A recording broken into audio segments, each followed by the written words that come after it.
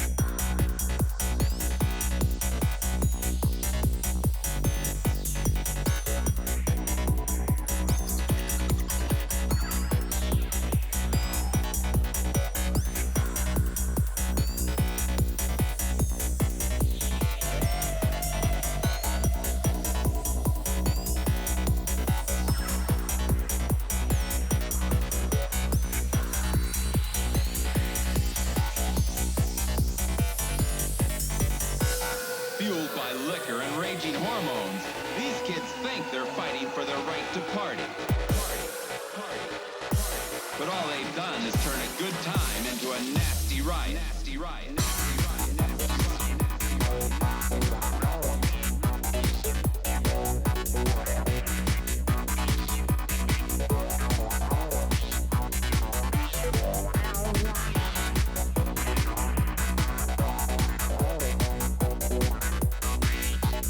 Okay.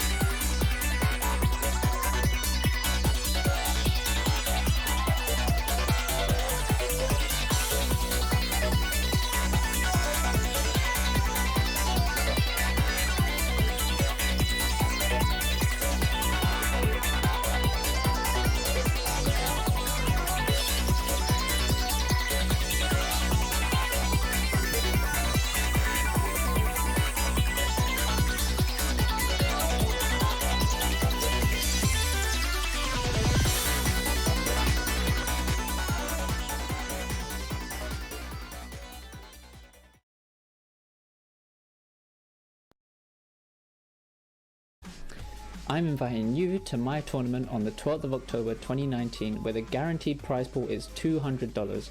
The semi-finals and onwards will be streamed on my channel, twitch.tv/delicious, and even if you don't win, participants still have a chance to win some free games. For more information, go to the Hard Drop Discord channel under tourneys. Shout out to Dazo, Juf and Mikami for letting me plug my tournament in the Jstris Cup. Good luck to everyone.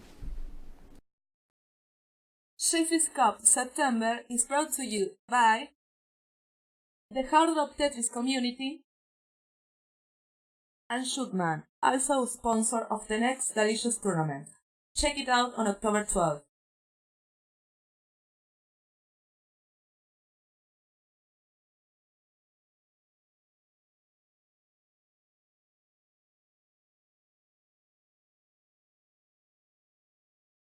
Alright, what's up everyone?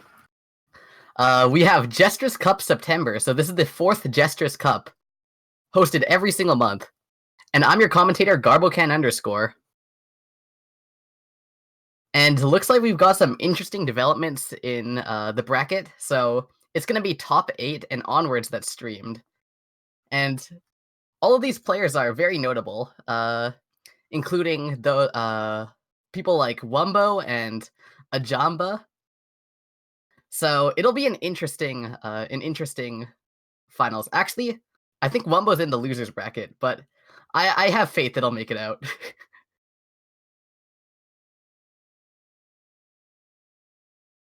And so actually, due to some complications with Firestorm misunderstanding the time zone that we were operating on, he is actually disqualified from the tournament. So yeah, unfortunately, we won't be able to see Firestorm this time around, but he probably will be back next month.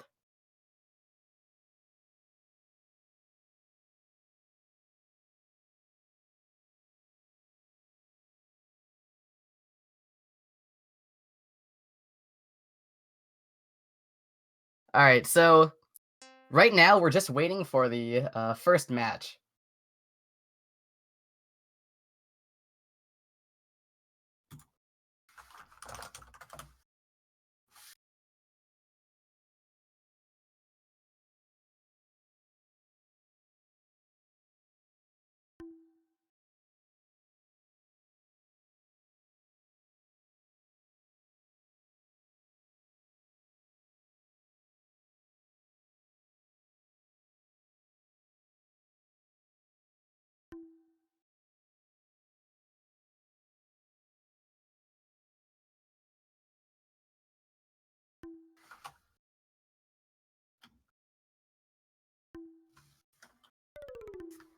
Alright, so we're currently on the top 16. So the players in the top 16 are A Jamba, Spider, Cheap, Mystery, ZerT, and anyone else that I haven't named yet is going to be approaching the top 16 right now. So yeah, the bracket actually is still ongoing. We're just waiting for players to reach the top 16 so we can start things off.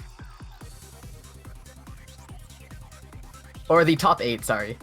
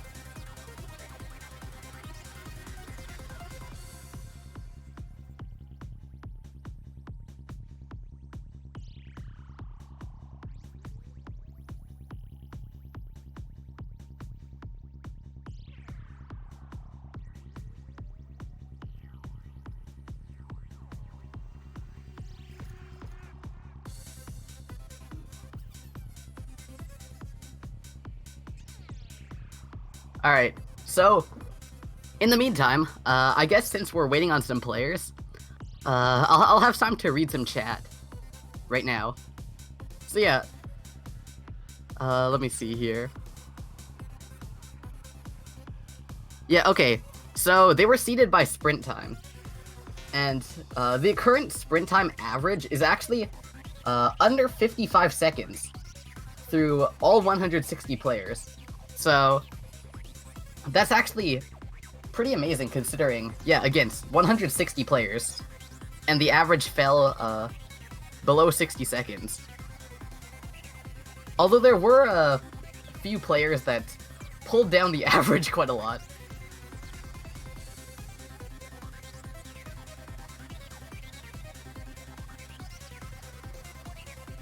So as for predictions for first and second place, I'd probably predict we might see a run back of Wumbo versus A Jamba. Looking closer at this bracket, there have been some upsets though. The main upset that I was kind of losing my mind over was Mattito versus Dialga, where Poki actually got 7-0'd. That was pretty crazy. While I was running my commentary practice, I actually saw that fully happen, and it was pretty nuts. Mattito has definitely improved his down stacking by a huge amount, and it really got put to show. And I don't think that Dialga was quite ready for a player like that, I guess.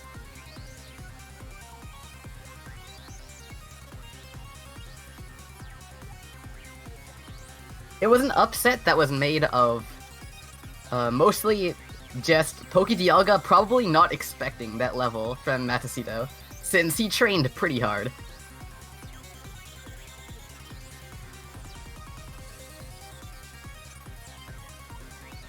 So yeah.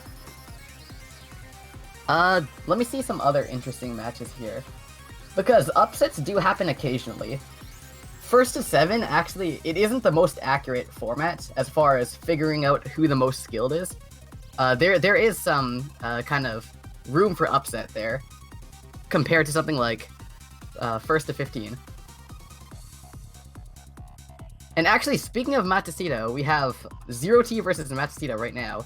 So let me just get over to that, and then we'll start our first match.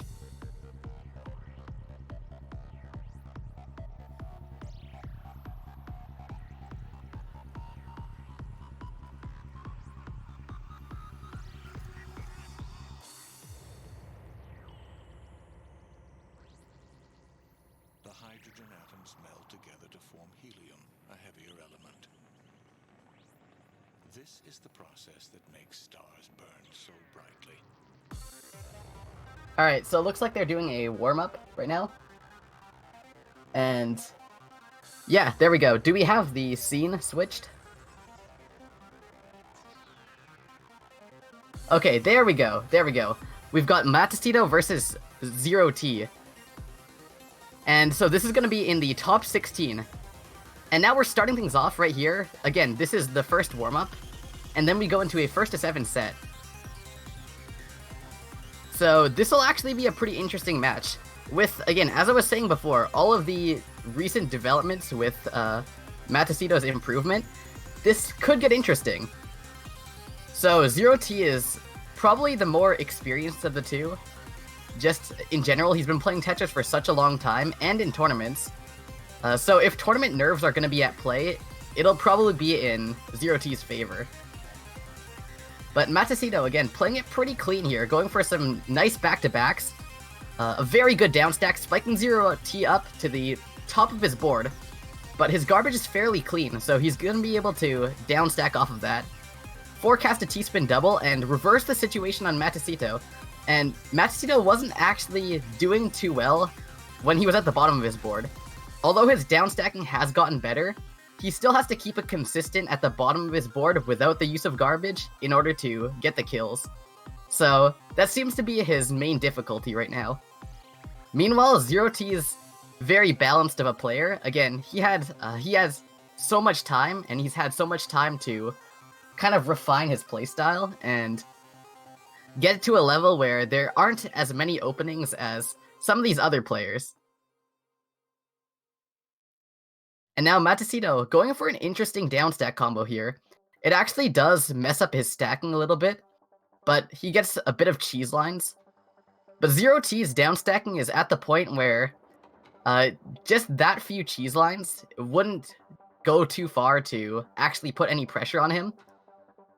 But meanwhile, ZerT gets a huge combo, and that's going to spike Mattito out.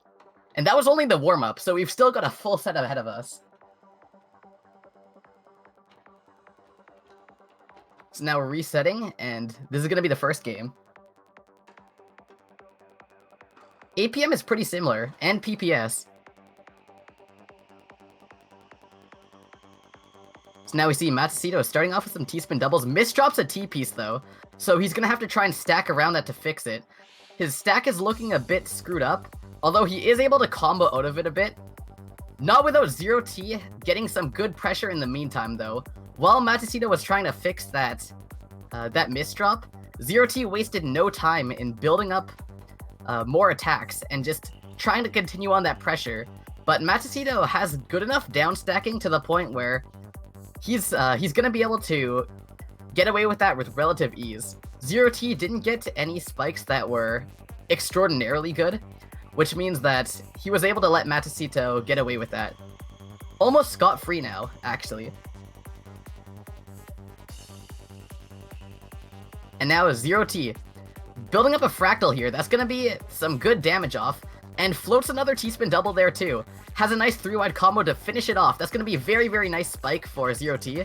But Mattito's also been putting in some damage again. ZerT now misdrops a J piece, trying to find the solution for that. He combos out of it. And Mattito, at the very bottom of his board, gets a DT cannon. That's gonna be some early pressure for him, but it's very clean garbage. So if you take that in mind, ZerT is just gonna be able to keep on clearing more back-to-backs, utilizing that clean garbage to be able to send even more damage onto Mattito and just continuously roll him over in back-to-backs. But again, with all this clean garbage in play, it means that none of it's gonna be there for long, really. Now ZerT, messing up a fractal a bit, has to clear through it with singles and doubles. But gets some more back-to-backs going, has some nice spiking here, gets a few T-spin doubles and a Tetris, and that's gonna spike Mattito to the very top of his board, and it's gonna mean that ZerT gets the first win.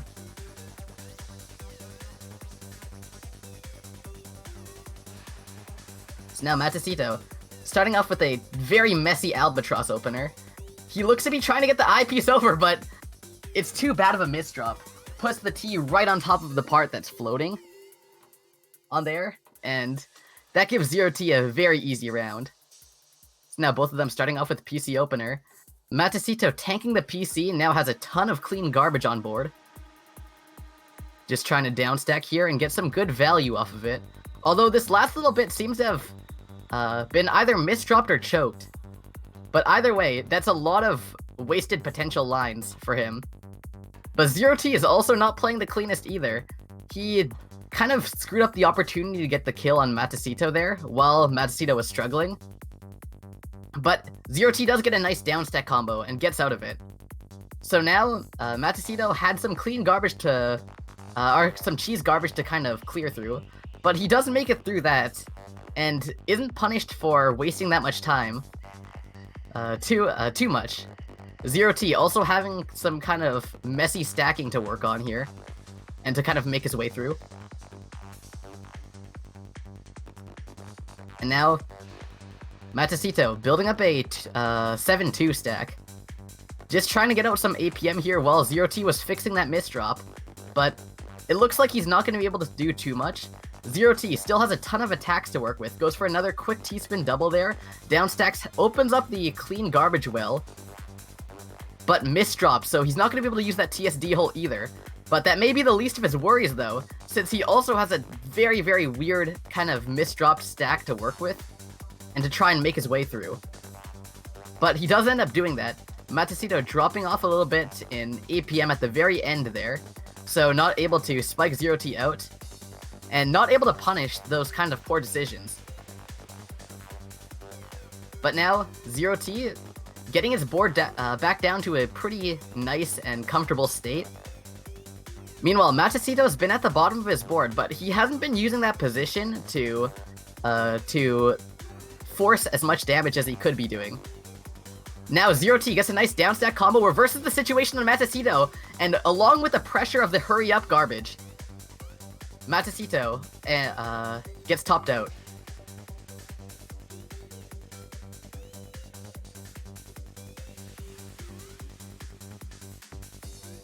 So now Mattito going for an Albatross opener here, gets the double and the triple. Now looking to build a T-spin triple there, but he realizes it's too greedy, but it seems that he realized that a little bit too late, just pondering for a slight moment whether he should go for the T-spin triple or not, and that little hesitation was what caused him the round there.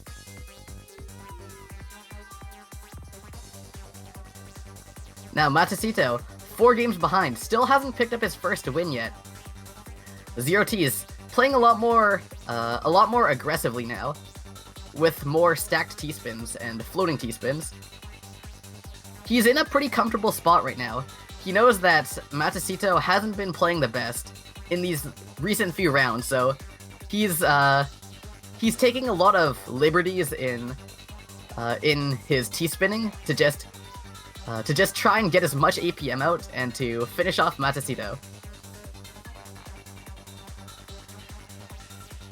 Now Mattito trying to find a down stack here.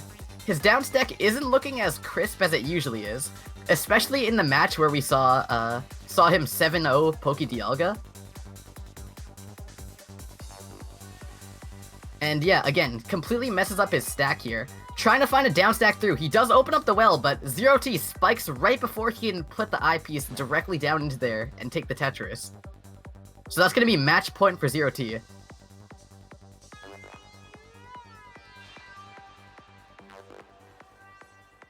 And now we're seeing Mattito building up a bit, trying to stay as low as he can. It looks like he's just playing a lot more defensively than usual. If you compare his first match to this match right now, you'll notice a pretty big difference and a pretty big gap between how much APM he had before, or not really APM, but just the nature of how he was attacking. His APM is pretty similar, although he is trying to focus down on a lot more garbage this time around.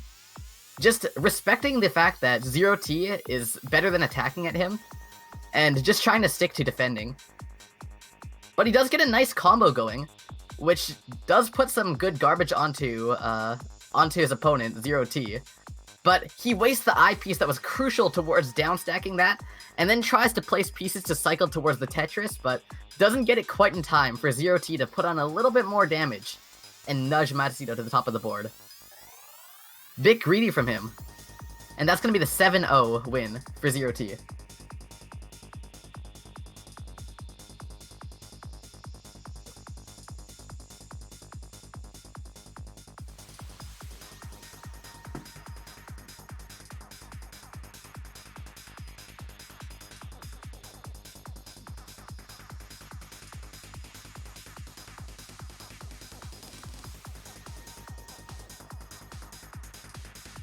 Yeah, some of the combos that were being exchanged here were pretty strong, I'd say. Mattito had some nice combos too, but his downfall was that he wasn't able to get those last little spikes in order to take the round.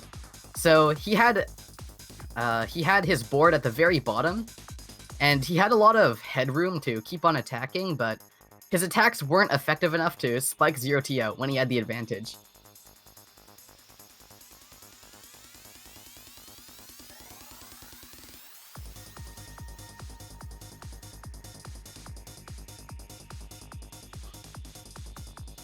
So yeah, Mattito does get knocked into loser's bracket, but I have a feeling that this may not be the last we see of him. Just due to the fact that if he can get himself off of tilt and play it clean, he's got a pretty good shot at getting to losers finals, which I believe will be streamed.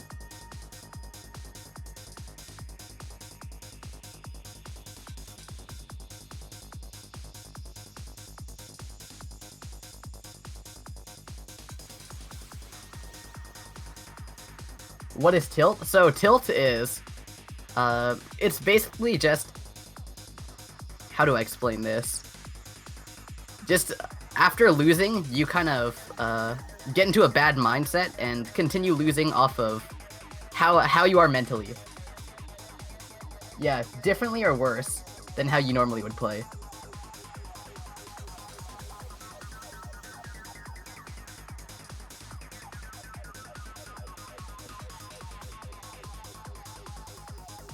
So now, our players that are currently in top 8 are Bang, A Jamba, Spider, Cheap, Mystery, and wait, hold on. Am I reading the wrong one? wait, hold on. Hold on, I was reading the wrong one. It's actually A Jamba and ZerT. Alright.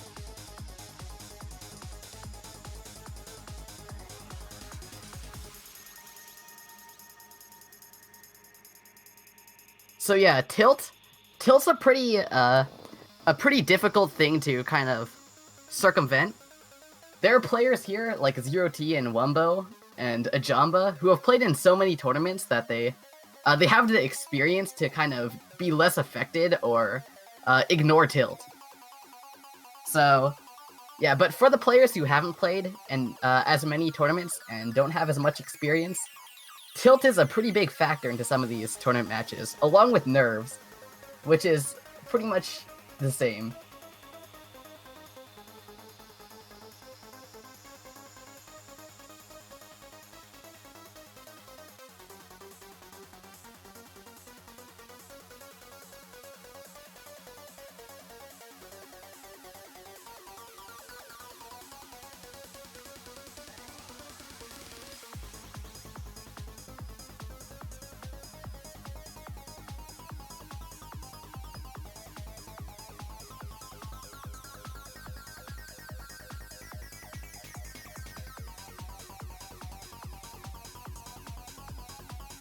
Alright, so at the moment, we're just waiting on the few matches that are going on right now and that are in progress to finish up so we can have our top 8. The top 16 matches are currently underway.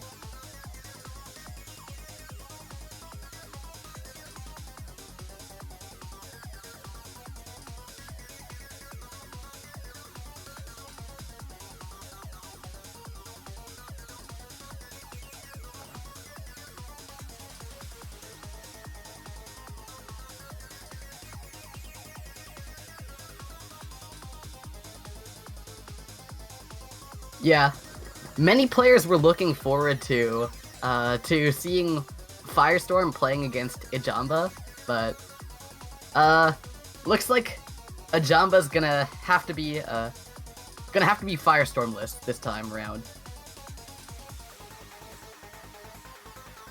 It's quite unfortunate that the one tournament that Firestorm didn't play in was the one that A Jamba shows up to. You know, who knows if that's calculated.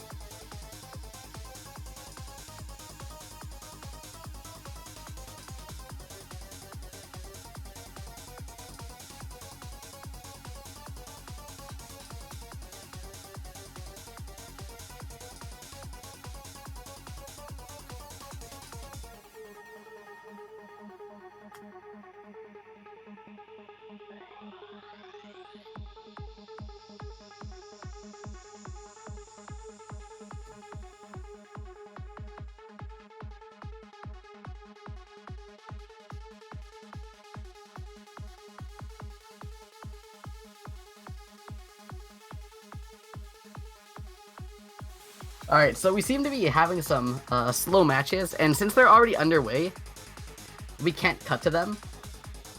So, in the meantime, chat, give me your best ZerT joke. Give me your best dad joke.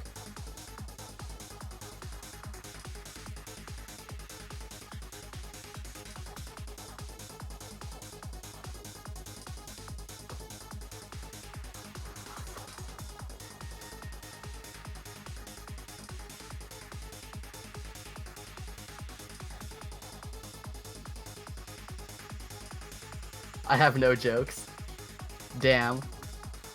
Alright, well you may have no jokes, but actually we do have a match. So yeah, we have, here, hold on. We have Cheap versus Mystery. That question was such a failure. Dude, if only Fizzle were here.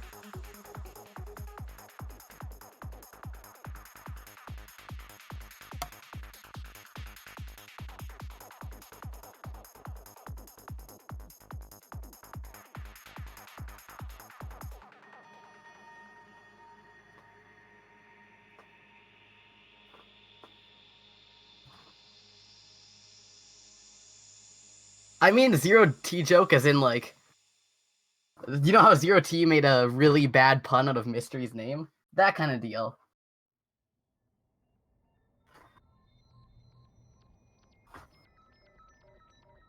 But yeah, no, it's really just something to pass the time. Because if I don't say something, I actually have a text chat pulled up with Dazer here. And if I stop talking, then Dazer's gonna be like, dude, talk! You should talk! Go! Say something! Say something! So I gotta say something.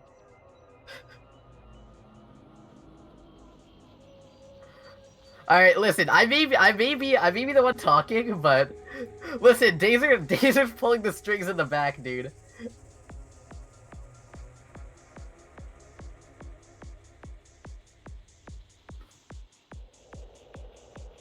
Alright, so we look to have Cheap versus Mystery.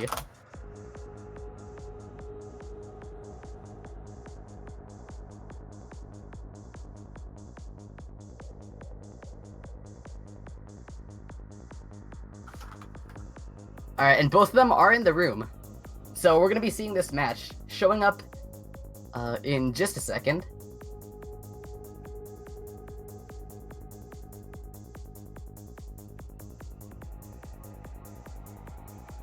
Alright, and now they have one warm-up going down. So this is for the top 16, Cheap versus Mystery. And now Cheap going for a T-spin triple here. Meanwhile, Mystery building up a T-spin setup, except he looks to have cancelled it instead. He didn't have the T-pieces, and he felt as though he was in danger, so it looks like he instead tried to downstack combo through that. And as a result, he put some messy garbage onto Cheap's side, but it wasn't very much. So Cheap's gonna get through that pretty easily and have access to that huge layer of clean garbage. So that's gonna spell trouble for Mystery, as Mystery gets spiked up to the top. Not a good time to be upstacking for him, but even then, he's still moving down on his board here. Having to face against such a large amount of cheese though. Gets a T-spin double here. Now just trying to downstack through. Doesn't look like he is the most efficient of downstackers. And Cheap's gonna keep piling on the pressure, playing very quickly and efficiently, and getting the win. So that was the warm-up. We're gonna reset this and then get along with the game. So now on to the first round here. We have Cheap going with his 6-3 stack here, although he does compromise it a little bit, skims off, and then builds a T-spin double off to the side. Doesn't rotate the T-piece, and because of that, Mystery is able to just poke him with a little bit more damage and get the win.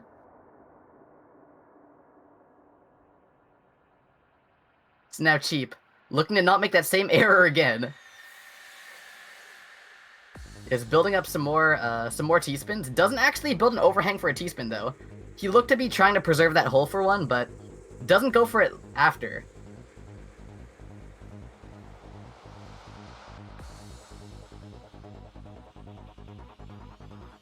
And now we have Mystery having a very interesting T-spin setup on his side. Again, just letting the misdrops keep catching up to him, and Cheap's just going to be able to play at 3.4 PPS and completely steamroll him. Just right out of that misdrop and to the top of the board. So now Cheap looking to build a T-spin triple here. Gets a T-spin triple, just building up a 3-6 stack again. Has a nice down stack combo too. Meanwhile, Mystery's board is split in the middle by a huge tower. Again, not the cleanest, doesn't lend itself to the best of continuations here. Playing it super messy, and again, this is probably what I was talking about by tournament nerves. Just all of these misdrops continuing to catch up to him here. Although he has found some stability in his stacking. He's gonna downstack a bit more, just get to the very bottom of his board, and now he's trying to figure out where to attack and where to find all these T-spin doubles. But he actually takes a triple instead, not going for the back-to-backs. Just trying to push Cheap up a little bit more, although that seemed to have proven ineffective. And a pretty bad decision. And now, due to all these weird stacking choices by Mystery, Cheap's just able to over time, continue putting on more and more pressure on Mystery, and Mystery's not really efficiently getting rid of those lines. And it's not just a matter of downstacking prowess. I feel as though it's also in part due to him stacking a lot and upstacking a lot. And because of this upstack, he's not able to get to his garbage in time. So even if his garbage is super clean and easy to clear through, he has a lot of lines on top of that. So for that reason, he's not able to survive as efficiently as he could be. And Cheap, showing off his really good downstacking there, getting to the bottom of his board in no time. Meanwhile, Mystery's still been hovering at the top of his board, not going through too many steps to kind of circumvent this. Although we do see him now finally getting down a bit more. Builds up a Tetris there, and now skims a bit more. Can't get to his eyepiece though. He tries to cycle through them, placing pieces fast, but his eyepiece doesn't come before Cheap can spike him out.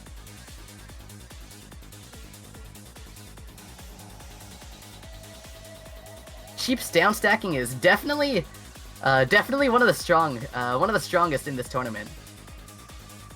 Because it's not only efficient, but it's so fast. I could blink once and he's at the bottom of his board. But speaking of blinking once and people being at the bottom of their board, Mystery having a very nice downstack there. Gets to the bottom of his board very nicely, including some back-to-backs too. He had some clean garbage, very favorable, and he definitely didn't waste any time in getting down from there. But Cheap deals with that pressure very nicely too. Now Mystery, trying to build up a T-spin double, gets the Tetris too. But can't quite find any ways to continue back-to-back. He doesn't seem to be using back-to-back as much as he should be using these games. But even then, he's getting so much garbage and so many free lines to the point where that's not really even affecting his APM that much. His APM is just supplemented by all of the lines that keep flooding in from Cheap's side. And now, Cheap's at the bottom of his board, and Mystery will be joining him at the bottom of the board too. But not for long, because Cheap is able to spike him up. And Cheap's playing at a very healthy 125 APM here. Super strong. Again, it's not diminishing at all either. Goes for a super good downstack combo there. And that's going to put on the pressure that he needs to take the round.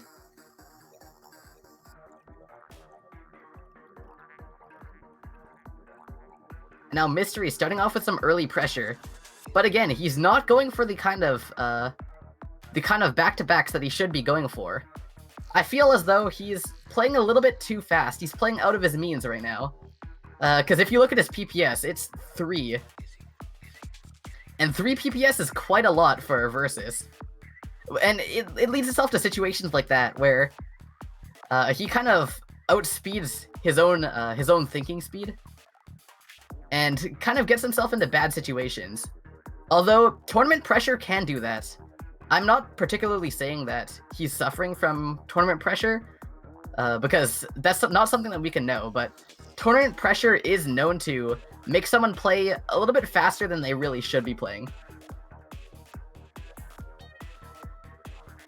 And now Mystery, trying to downstack here. Cheap's just staying low here, taking his time in getting these T-spin doubles in. And it looks like that proved beneficial for him because he wins 7-1, 6 games ahead. So yeah, that's the game. GG.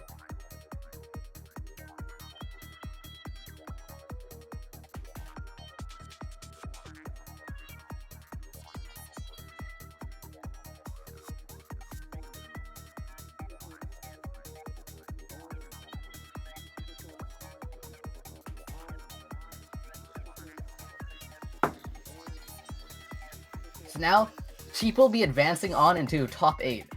And it's going to be meeting ZerT in the bracket. So that's a match that I'm looking forward to, at least.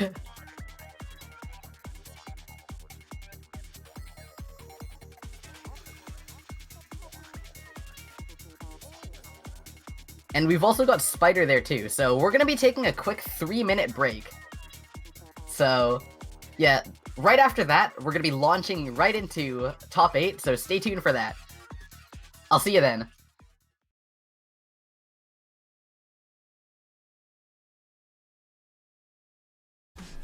I'm inviting you to my tournament on the 12th of October 2019 where the guaranteed prize pool is $200. The semi-finals and onwards will be streamed on my channel, twitch.tv/delicious, and even if you don't win, participants still have a chance to win some free games. For more information, go to the Hard Drop Discord channel under Tourneys. Shout out to Dazo, Julf and Mikami for letting me plug my tournament in the Jstris Cup. Good luck to everyone.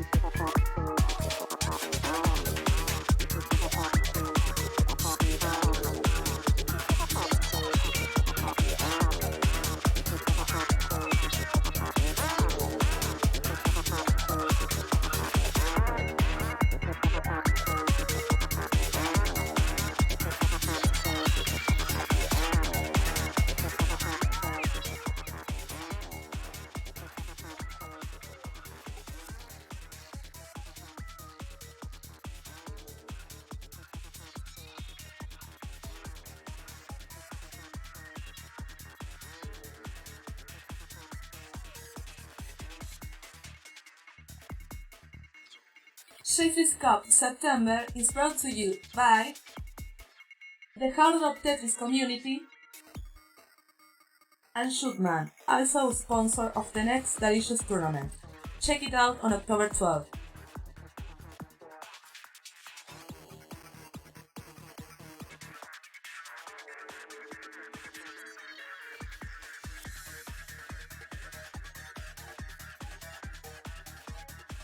So, we are back, and we're bringing you the top 8 for Jstris Cup. So I'm gonna bring up the bracket right now, and I'm gonna go over who we got. So this is round 6, and our first match is going to be A Jamba versus Spider.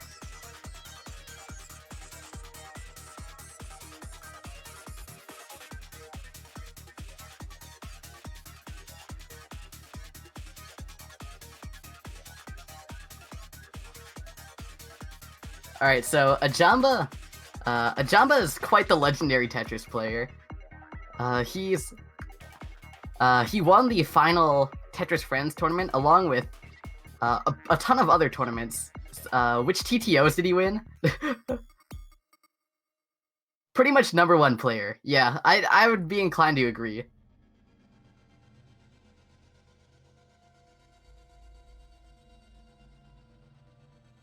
So yeah, Spider, I don't know. I don't know. I don't wanna say too many bad things during the prediction about him, because I'm actually friends with Spider, but to put it lightly, he's gonna get stepped on anyways. But you know what? I hope you can take one round. Okay. Yeah, you know, maybe A Jamba's afraid of spiders.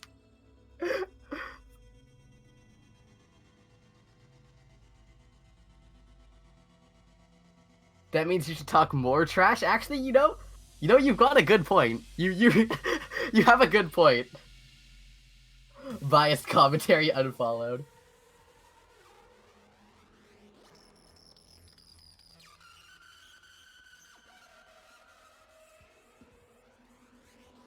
So now it looks like we have it. Spider versus A Jamba. And so this looks to be the warm-up round, I believe. You know, I actually wasn't prepared for this. I didn't join the room, but that was the warm-up, right? Okay, that was the warm-up. So now I joined just in time for the round to start.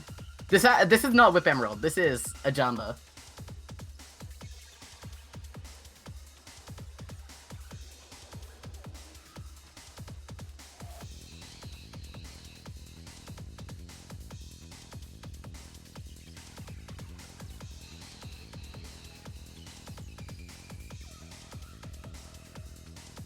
So here we go. We look to be starting soon, and now. Okay. So this is the first match underway, and it looks like they are both dancing with their Z pieces. What? Wait. Wait, am I... Wait, I'm not... I'm in the room? Wait. Wait, I'm in spectator mode. What? Wait. Wait, I'm spectating, dude. What? Wait.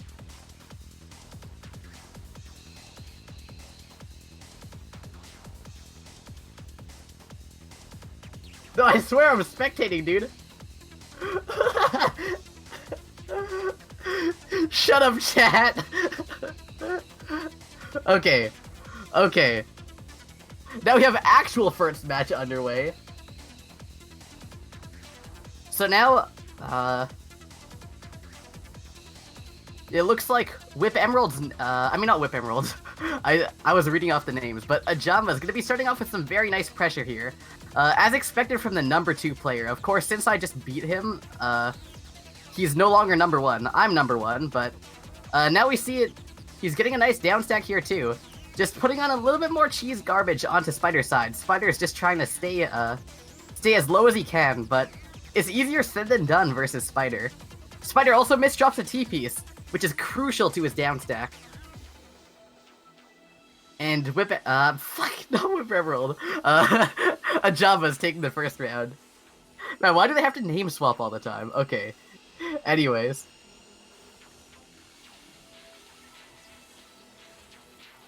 Spider, now, building a T-spin single here, has some nice cheese garbage on A Jamba's board, but it's not enough since A Jamba's down stack is good enough to where that doesn't matter at all.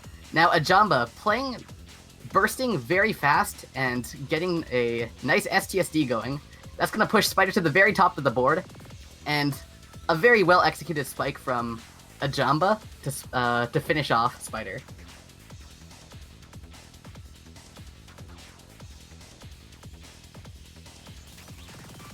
So now we see A Jamba starting off again very clean, has a nice burst of APM. His APM hits 150. And Spider just can't deal with that. Now 3-0 for Spider. Spider looks to be trying to continue his TKI here. Uses up a T-piece, but he does go for a T-spin triple. A Jamba had a lot of misdrops to work his way through, so that actually got Spider in the lead at the very start. But A Jamba's definitely gonna be finding his way back to the bottom of his board. And now Spider misdropping a ton too. And looks like he's gonna be spiked out. We see A Jamba with the legendary A Jamba with an APM number of 63. Now getting the PC here.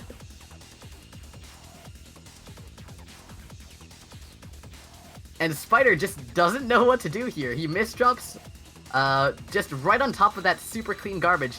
And wait, A Jamba, the game is over. Okay.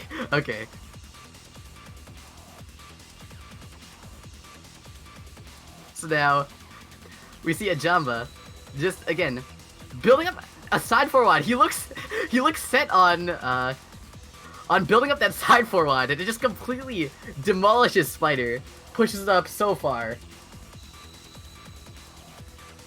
And now A Jamba looks to have created some weird PC opener, but he's still able to spike using it and put Spider on a lot of pressure here.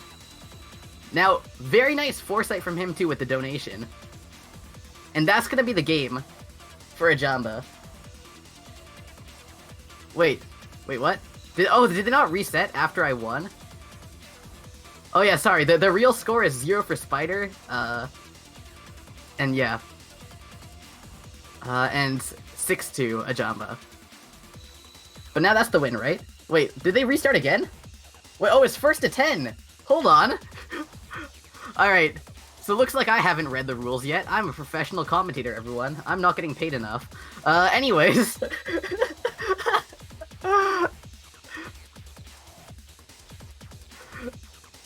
Okay, now A Jamba getting a very nice down stack combo, and now this looks to be the real match point.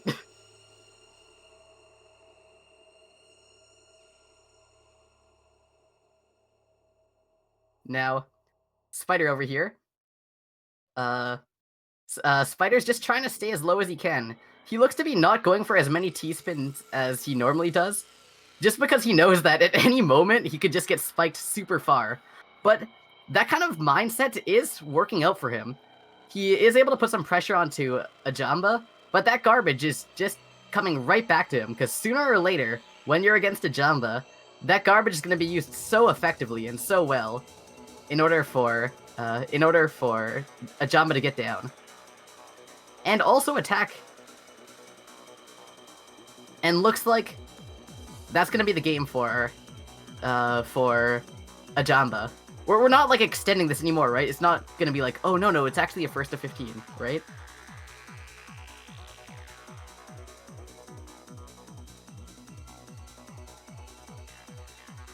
Alright. Looks like it is confirmed. That is the win. So, unfortunately, Spider wasn't able to get a round off.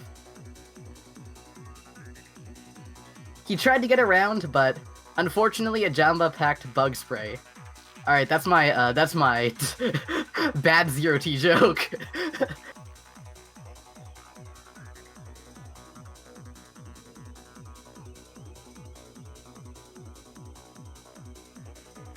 Crickets?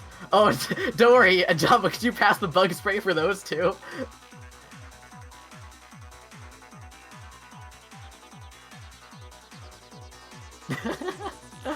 Oh, man. Alright. I laughed. Thank you. Mystery, had you said that before your match versus Cheap, yeah, your commentary would have been a lot more biased. Okay, actually, moving on though, we have ZerT versus Cheap.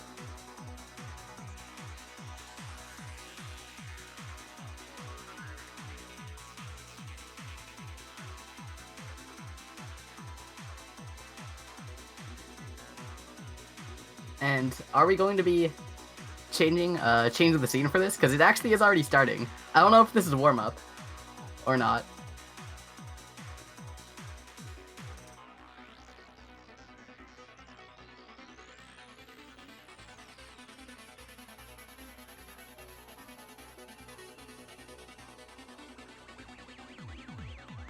Alright, so it looks like the next time, the next round we change.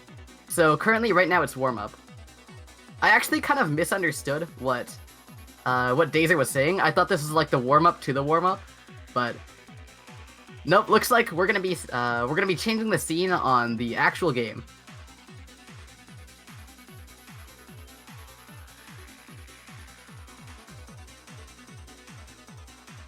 So here we go.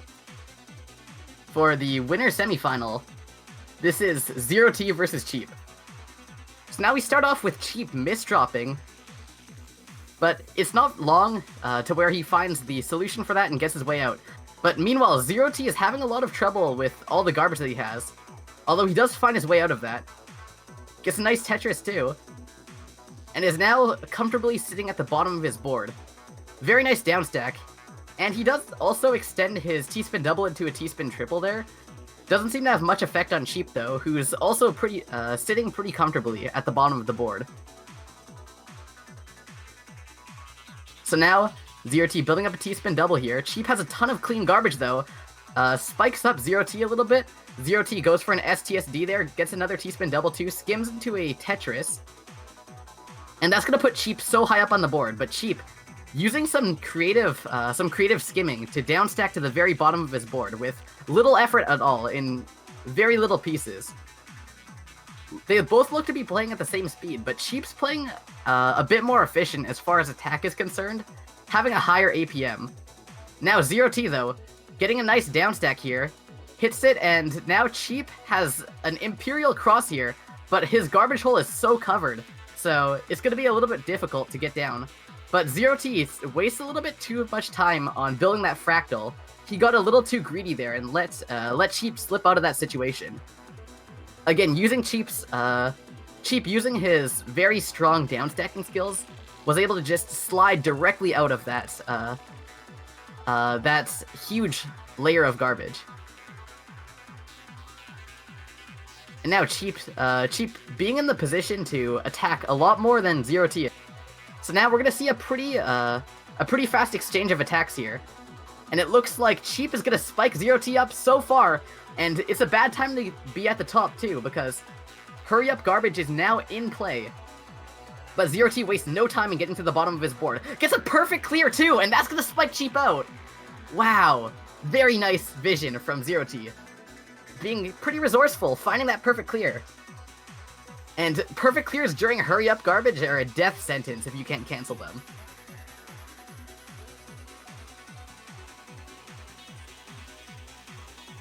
So now, ZerT looking to continue on with winning, keeping at the bottom of his board here.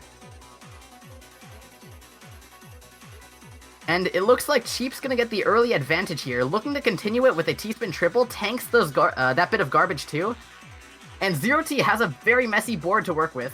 Doesn't have an eyepiece either, so he's gonna have to try and skim through that eyepiece list. Although he goes for a T-spin mini, starts back to back, gets a Tetris. Misdrops a Z-piece though, and he does have the SRS knowledge to execute that though. He does struggle a bit, but does anyone really understand eyepieces? Because I sure don't. And now, ZerT over here. Just trying to downstack through that. His garbage is a bit messy and unfavorable though, so Chep's gonna keep on piling on the pressure, sitting at around 120 to 110 APM. Super strong, and especially for not having garbage to work with at the bottom of the board, keeping an APM like that is very important. Because while some players have high APM, a lot of the time the APM could only be because of receiving garbage. So it's also important to be able to send garbage fast at the bottom of the board. And it looks like Chep definitely can do that. With a mix of efficient T-spinning and just that huge speed advantage on ZerT. Chep looks to be trying to find some more attacks here. Has some clean garbage to work with too, but while he was hesitating a bit there and slowed down, ZerT was able to find his way to the bottom of the board. And now Chep's under some pressure here. ZerT takes that win, while Chep tries to find a way to downstack that.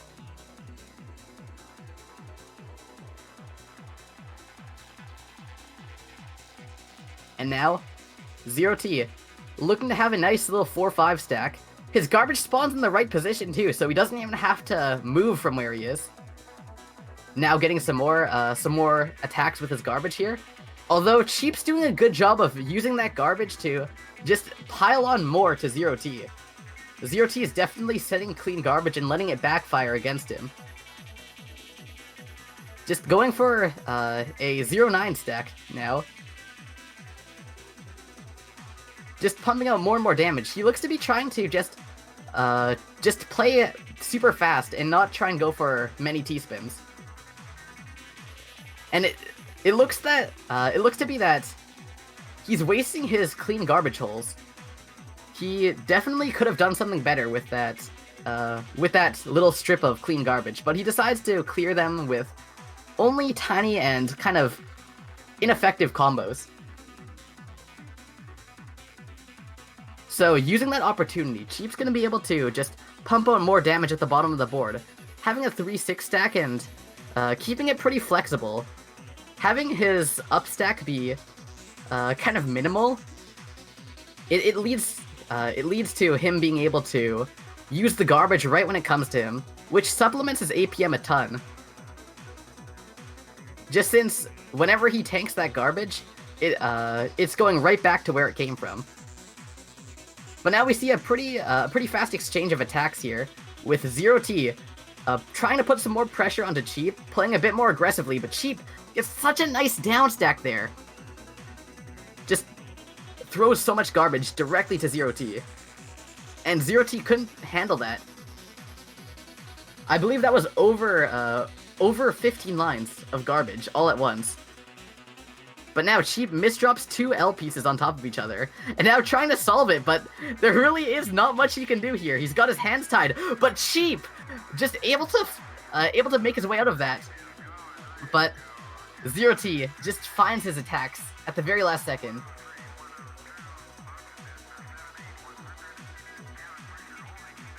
And now ZerT looks to be misdropping. He misdrops an O piece, but it doesn't look too bad for him. He can just keep his stack fairly low and make his way out of this one pretty easily.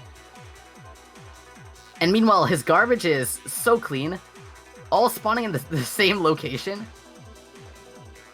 So what that means for ZerT is that he's going to be able to put all that garbage right back onto Cheap's board.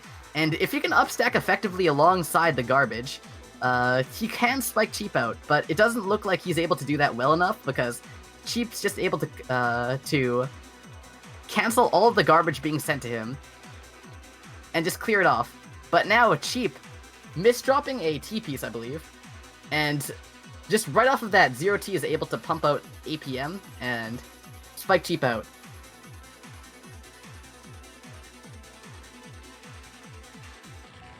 So now we have ZerT here, just building up more. He looks to be going for a Tetris into a T-spin double there, and that's going to push Cheap up a bit. But Cheap, keeping low where the garbage hole is, so it's not going to be too difficult for him. But what may be difficult is these misdrops. He keeps on misdropping more and more, piling on, adding more weight to the holes, and especially with that I piece. He tried to I spin in, but was a little bit too confident in that kicking in. So when it didn't kick, he just hit hard drop and that costed him the round.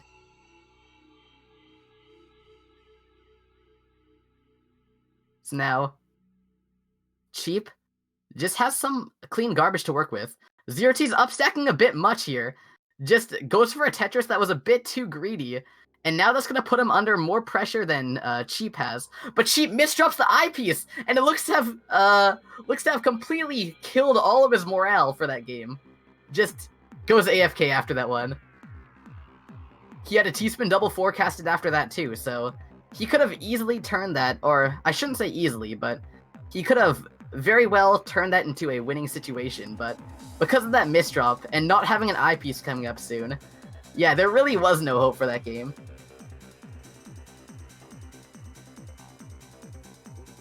So now we see ZerT just keeping it pretty clean, making minor adjustments with skims in order to have a nice flexible and clean stack.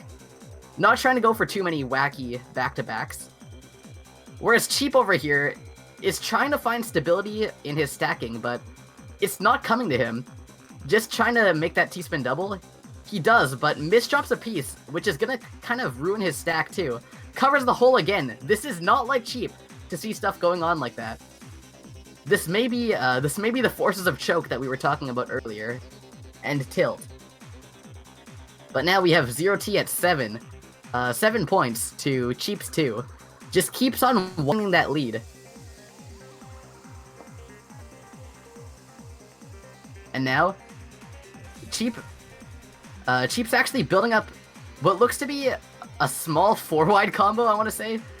He looked to have wanted to commit to that 4-wide, but I don't know what stopped him from doing it.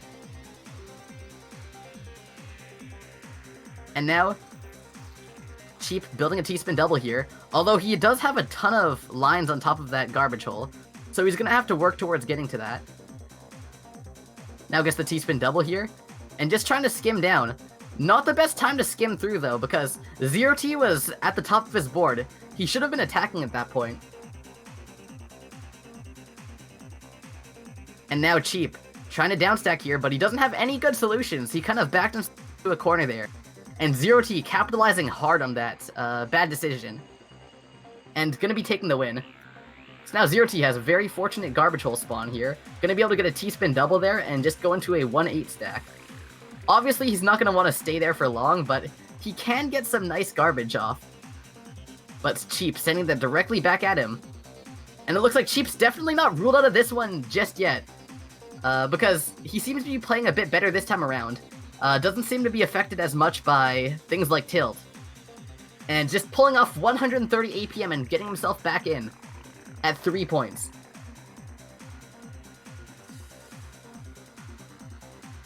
So now, Cheap trying to stay low and just keep on T-spinning. Doesn't go for the last T-spin though, instead of favoring a small and kind of ineffective downstack combo.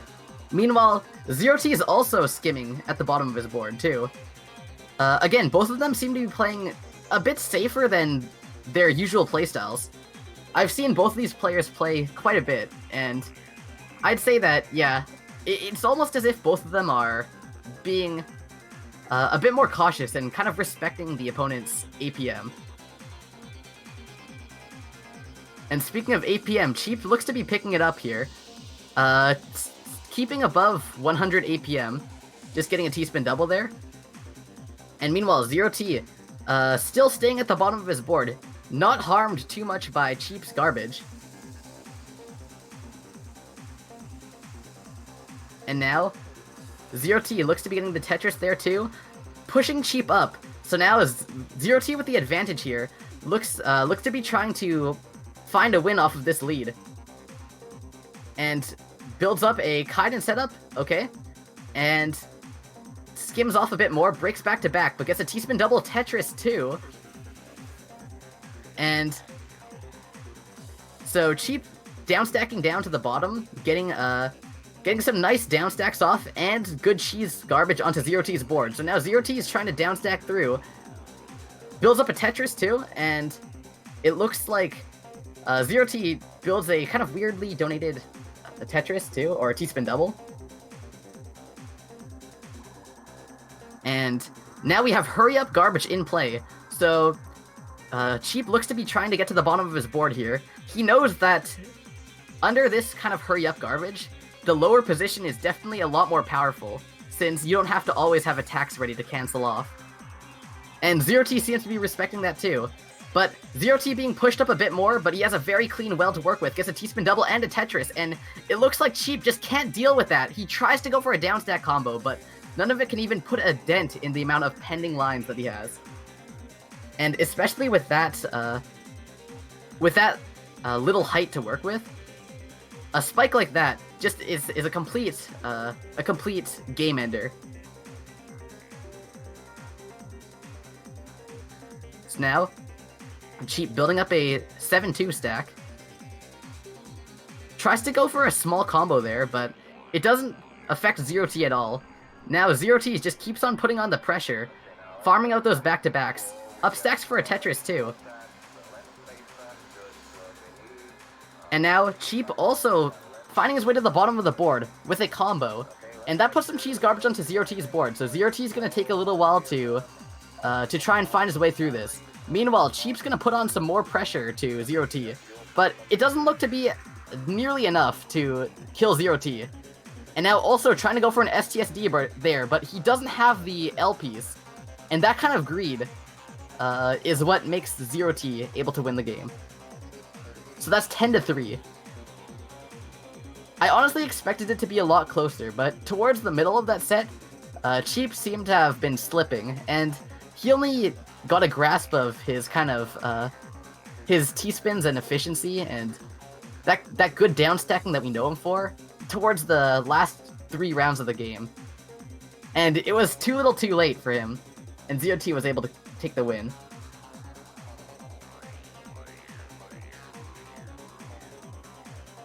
So now, we're gonna get to see Wumbo playing versus Mystery.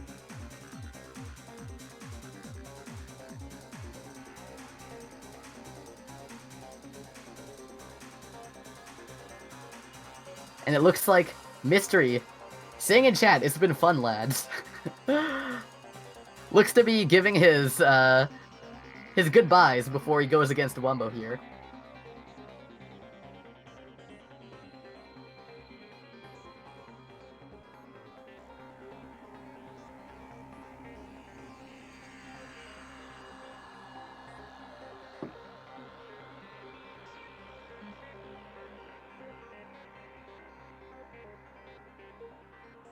So now, yes, Wumbo Squirtle, the famous Tetris player,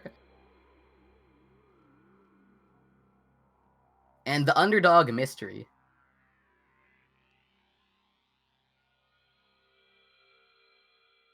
Mr. Ties.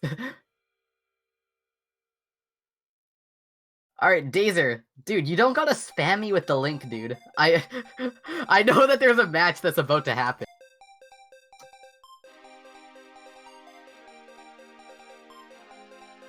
So it looks like Dazer's getting tired of being left on red here. Because he keeps on spamming me the link to enter.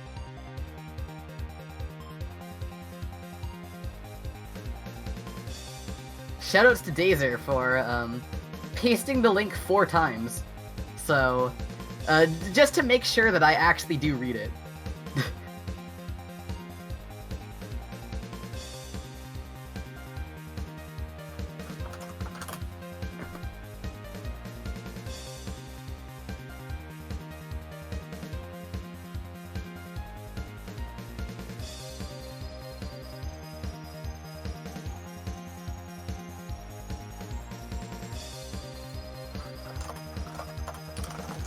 Alright, looks like I got the first 2 count wrong. I thought this was first to 10, but apparently we're back to first to 7.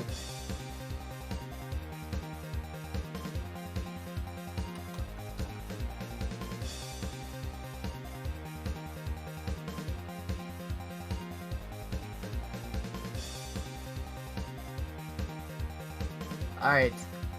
And they are not going for a warm-up, so we're actually going straight on into this. This is the losers quarterfinal. So the player that loses this will, again, this being the losers bracket, be completely eliminated from the tournament. So now Mystery looks to be playing a lot stronger than how we saw him in the winners bracket, in the regular bracket. But Wumbo is also very clean here. Just having a nice downstack, combos it out pretty well, putting some cheese garbage onto Mystery's side. And if anything from those last games that we watched from Mystery told us, it's that he's definitely not the greatest on downstacking. But he looks to be still keeping afloat there, just because Wumbo's kind of slacking a bit on the attacking at the bottom. So Mystery's able to downstack, but probably not for long, because he misdrops that Z piece, and Wumbo's just able to catch him in a tide of garbage there. And so Wumbo will take the first round.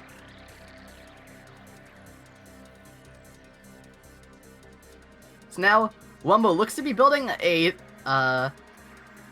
S 4 wide, and the S standing for scuffed, not side.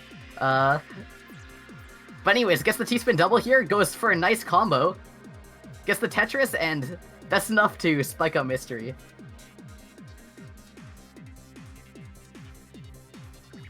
Again, despite, or not despite, but besides that, that weird 4 wide, Wumbo's been playing it pretty clean, and I can't exactly say the same about Mystery. Mystery just trying to fix through his misdrops while canceling off, and applying pressure to Wumbo, because he doesn't want Wumbo to just run free at the bottom of the board. But even then, it looks like Wumbo's gonna apply some pretty cheesy garbage onto Mystery's side, and Mystery just can't downstack through that. So Wumbo is gonna take that third win. And this is a pretty bad matchup, because if we put aside Wumbo being a very strong player, his playstyle favors sending cheese garbage quite a bit. And because of that, Mystery's at a pretty big disadvantage here, with his playstyle being kind of countered out. And so now Mystery just finding his way down, covers up the garbage hole, and looks to be trying to make a donation there, but he also covers the hole. So he wastes too much time at the top of his board, just kind of fiddling around with T-spins, and because of that, Wumbo was able to spike him out. So what cheese garbage is it is lines that are messy. So if the holes change a lot and there's a lot of difficult lines to clear, see, this would be clean garbage because it's a completely straight line. But if it's messier and if the holes change a lot, there's more holes, then it's cheese garbage. So yeah, cheese garbage is usually sent through downstack combos, which is why Wumbo is so good at sending it. If we're putting aside the 4 wide, which again we haven't actually seen this time around, looks like Wumbo doesn't want to be using it this time, and he doesn't have his 180 key bound there because he misdrops that T-spin triple and isn't able to 180 it to fix that out. So that's actually something that can be fixed in Jstris, but unfortunately, Wumbo wasn't able to 180 in time, or maybe he's just not used to it. But in these tournaments, we see if Wumbo thinks he can win without 4 wide, and is pretty comfortable with playing without 4 wide against that opponent, he won't go for it. So yeah, we see Wumbo over here, going for a nice combo here, put some clean garbage onto the board, and then all this little attacks. And that's gonna be the game for Wumbo, actually.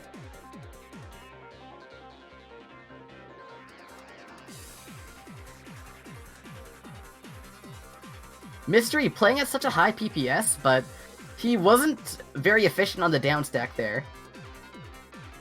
And for that reason, Wumbo was just able to kind of mow him over with cheese garbage, which is what Wumbo's good at, if anything.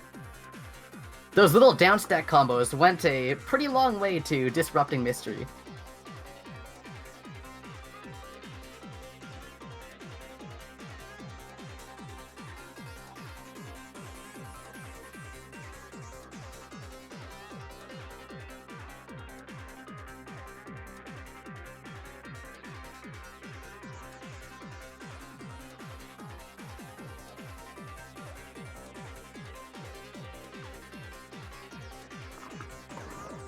Alright, so let me check the bracket now.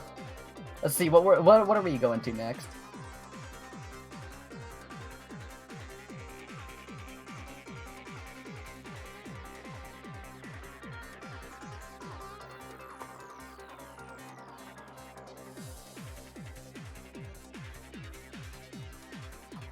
Alright, it looks like we are jumping in on a loser's match. the first one we get.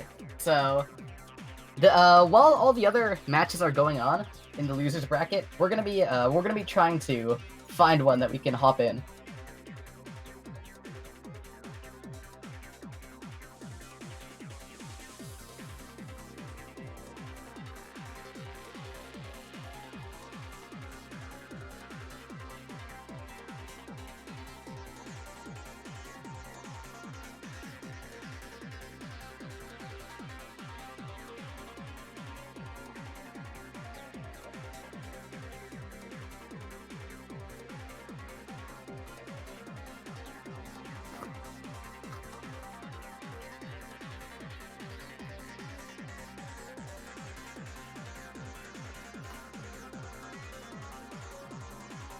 Alright, and it looks like we're gonna be watching DeHelio versus Jstris.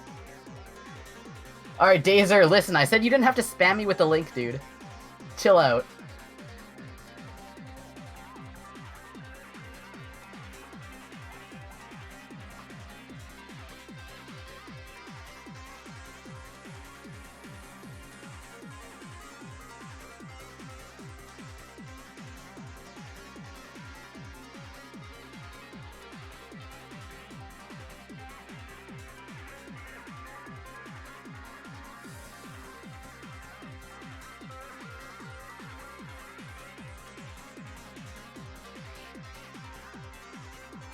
Alright, so looks like just go here. And DeHelio in one second. So in the meantime, while we're waiting, since I gotta keep talking.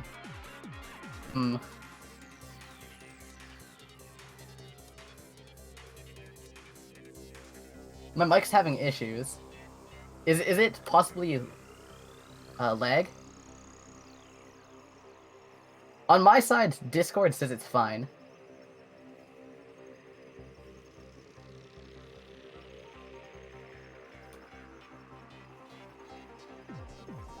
It was lag? Alright. Nothing to be done on my end.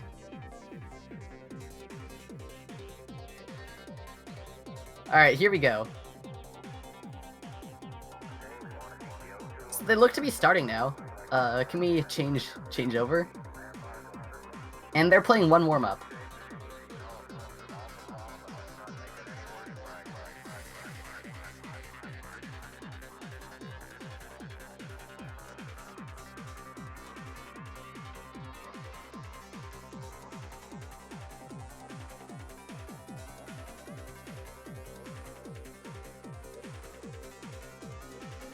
And now, the round is starting. We've got Jstris versus DeHelio here. Now, I actually don't know much about either one of these players, so I'm gonna have to be figuring out their playstyles in this match. But it looks like DeHelio, right off the bat, throws the warm-up due to upstacking a crap ton. Not keeping low enough to address the garbage that's being put on his board. So, Jstris takes a very easy first round. Now DeHelio going for the PC opener. Doesn't get the PC though, so now he's trying to upstack a 4-5 stack. Looks to be kind of struggling with where to place his pieces. Putting more weight on top of that garbage hole too, that huge well. But he's still spiking up pretty effectively with that stack, even though he's not getting down as much as he should be going. And now DeHelio making it to the bottom of his board. Meanwhile, Jstris trying to downstack through this. Misdrops an eyepiece, but he has another one in stock, so it doesn't look like it's gonna matter too much for him. Meanwhile, DeHelio's building a 0-9 stack, but places an eyepiece directly on top of the hole. So he's gonna have to downstack through 5 lines. But he does do it. And so he's gonna be able to get down a bit more. Keeping his APM at a pretty consistent level. But now misdropping a Z piece though, so he's gonna have a little bit of trouble trying to work with his stack. It's pretty uneven here, looking like Mount Everest. And also going for a T-spin single there, places an O piece, but misdrops, doesn't quite hit its mark. and ZerT is going to take the first round.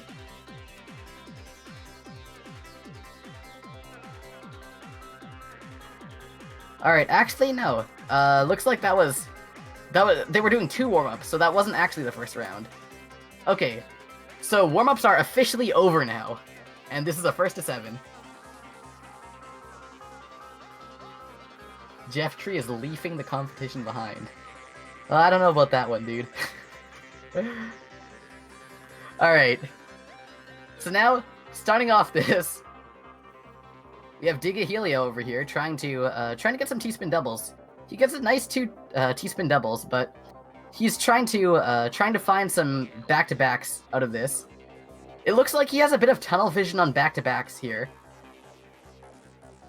Just since he's kind of hesitating before breaking, I feel like as compared to many other players, he's putting a bit too much thought into it. Meanwhile, ZerT has a kind of medium difficulty garbage to downstack. And opens up the well, gets a T-spin double into a triple, and then gets another T-spin double. And that's going to push DeHelio up quite a bit. Now DeHelio is just trying to downstack through, but it's not enough because ZerT is putting on too much pressure.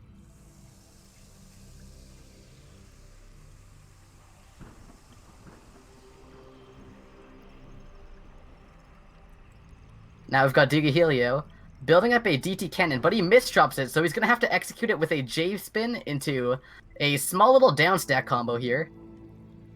Builds up a T-spin double though, but this may not be the right time to be building T-spins, since ZerT is in such a good position to attack him. So he really should have been trying to get down at that spot instead. Now DeHelio looks to be changing up his play a bit, just trying to get down instead. Looks to have learned his lesson from before. Meanwhile, ZerT has a ton of misdrops. He was trying to build around a T-spin double before he got the T-piece, but he looked to have created a few holes, so what would have been a nice combo is instead turned into just a huge mess. But when he downstacked that huge mess, it did actually turn out well for him. Not as well as it could have been, but it put messy garbage onto DeHelio's board. And DeHelio misdropping right beside the overhang of his T-spin triple, and that's going to cost him the round.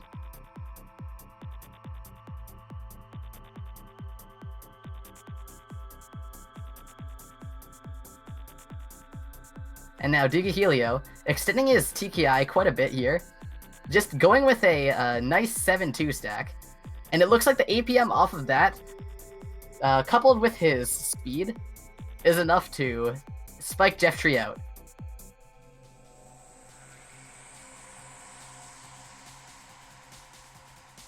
And now DeHelio again, building that DT cannon. He looks to be building a 4-wide combo at the end of it. Although it's not a very big 4-wide, so it's not going to get the time and the right amount of combo in order to start snowballing into something that's actually effective. And also, he misdrops too, directly on top of that huge stack, and ZerT just took that opportunity and ran with it. Now DeHelio again, trying to go for that DT 4-wide, but he doesn't see the combo continuation, so instead, he just continues on with T-spin doubles. And now looks to be spazzing out on his board here.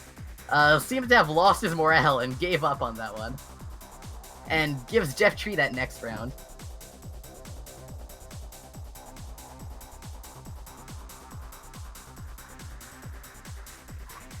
DeHelio seems to be choking so much more than I think I really expected.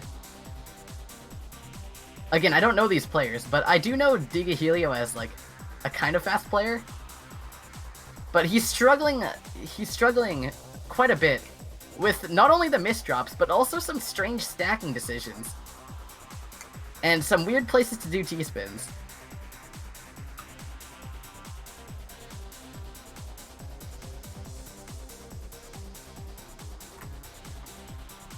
So now we've got ZerT here, keeping it low on the board, gets a T-spin single into a double.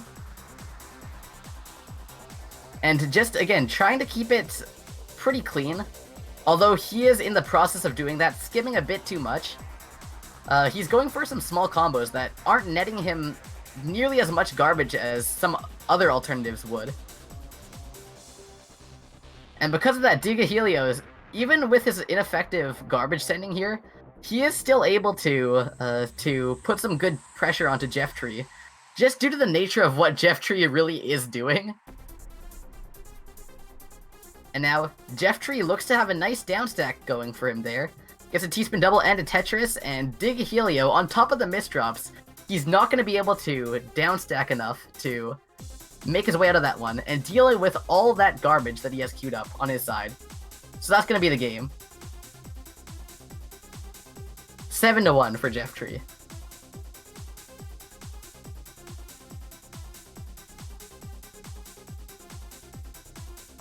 So we are officially now on top 8. Wait, what?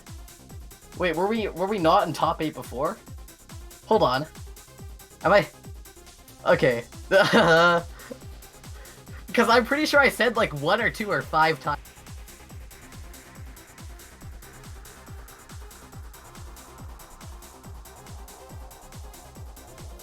But whatever. That was still top 16. Okay. So, we are now going to take a short break for 3 minutes. And right after the break, we're going to actually have top 8. Not this fake top 8 I was talking about before. Official top 8. After the break. So, yeah, we're going to have some videos from our sponsors, and I'll see you back with the next rounds in, again, 3 minutes. Later.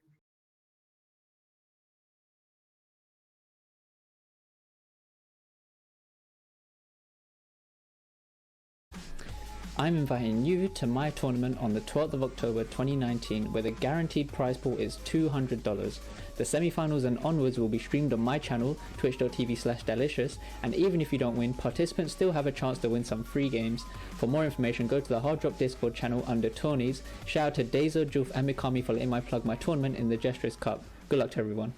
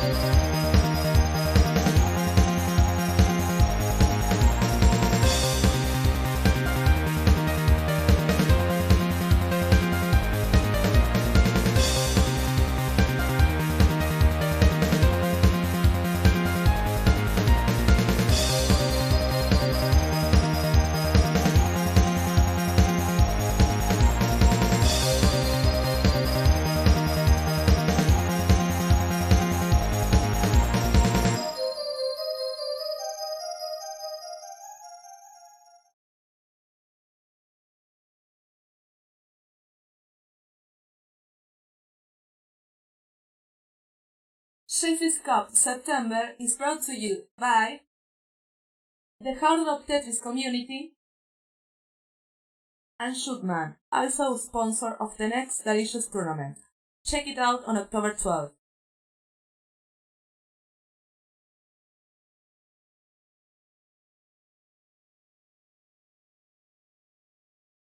Alright. Am I back? Okay. So I am back. And we've got Mattito versus Wumbo. So now, looks like we have a player who may have a bit of a better time than Mystery, dealing with the cheese garbage that Wumbo sends. And with that being said, Mattito also definitely shouldn't be ruled out of this one, although I still believe that Wumbo has such a huge advantage. But Mattito did actually 7-0 Poke Dialga earlier. And I'm going to keep on citing that, because that completely amazed me. So, Mattito has good downstacking in store. So as long as he doesn't tilt, we may see a very nice match right here.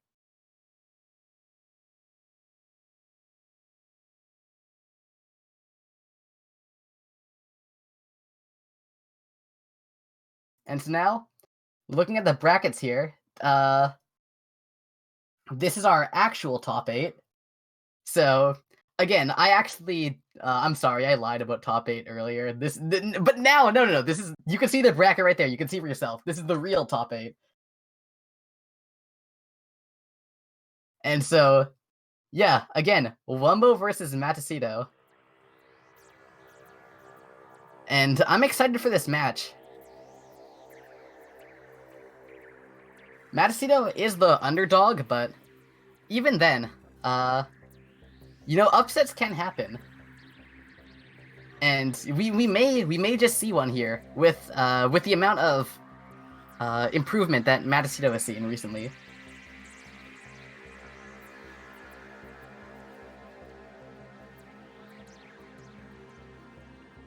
And so now, loser semifinals, Mattito versus Wumbo. So Mattito starting off pretty weak here, trying to downstack here, and he looks to be going down a bit more. Tries to get to the eyepiece though, gets the Tetris, now has his garbage hole covered a bit more, and he's at a severe lack of eyepieces here for the amount of clean garbage that's being sent. Not able to get through them enough, but luckily for him, that was the warm-up. So the real set begins now.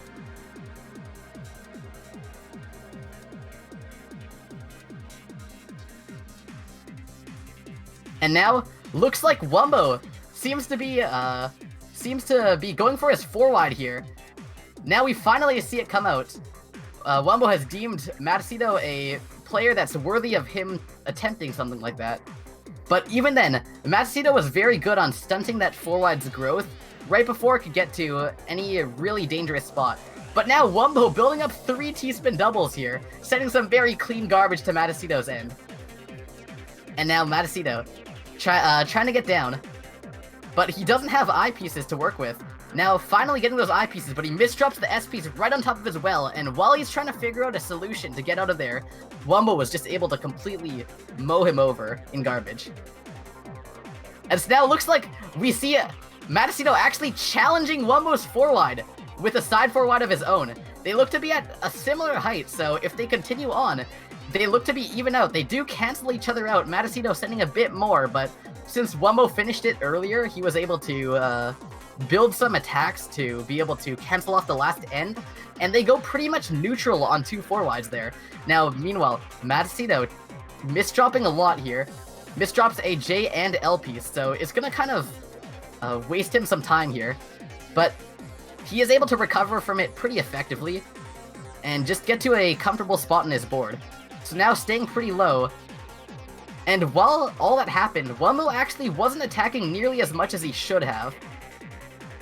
He wasted a lot of time at the bottom of his board that could have been very useful in spiking Mattito out.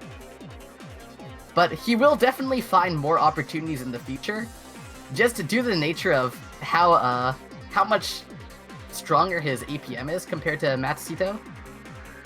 But I am talking about an APM difference, but we're actually not really seeing it here. Just due to Wumbo not being very effective for, again, that small period of time. And Mattito also not really tapping into the full potential of his APM either. They're both downstacking a lot more than they usually would. And now Wumbo has a lot of cheese garbage to work with. He's trying to downstack through it, but Mattito continuing on his assault. And Wumbo was just not able to get through those 5 little lines of cheese garbage.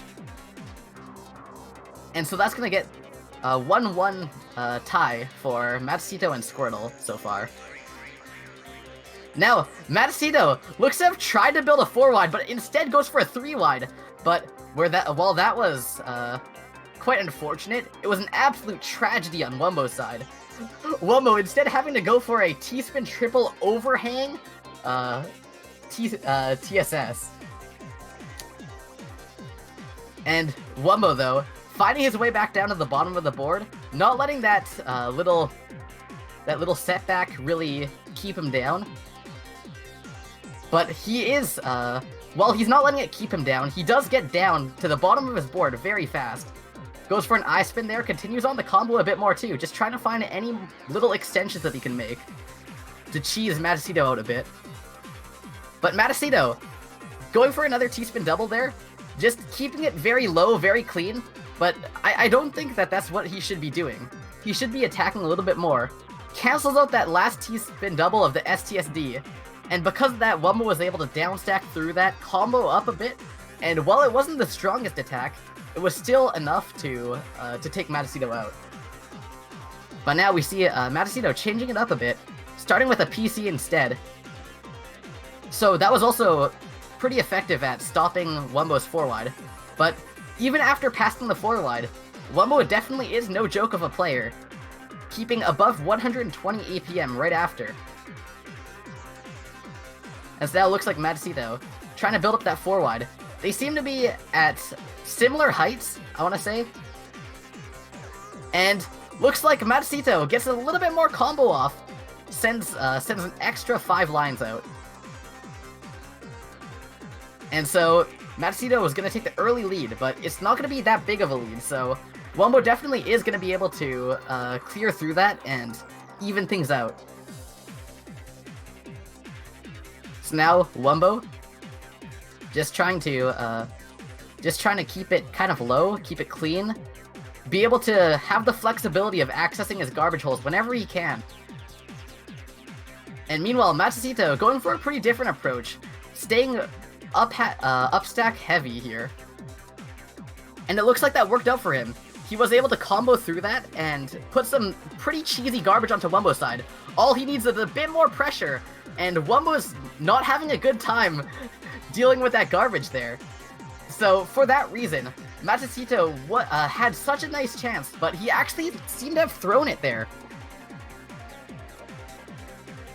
All he had to do was build up 1 or 2 more T-spin doubles, and that would have been the win for him. But because he wasted so much time, Wumbo took that opportunity and definitely didn't give up at all. Kept on downstacking through that and made his way out.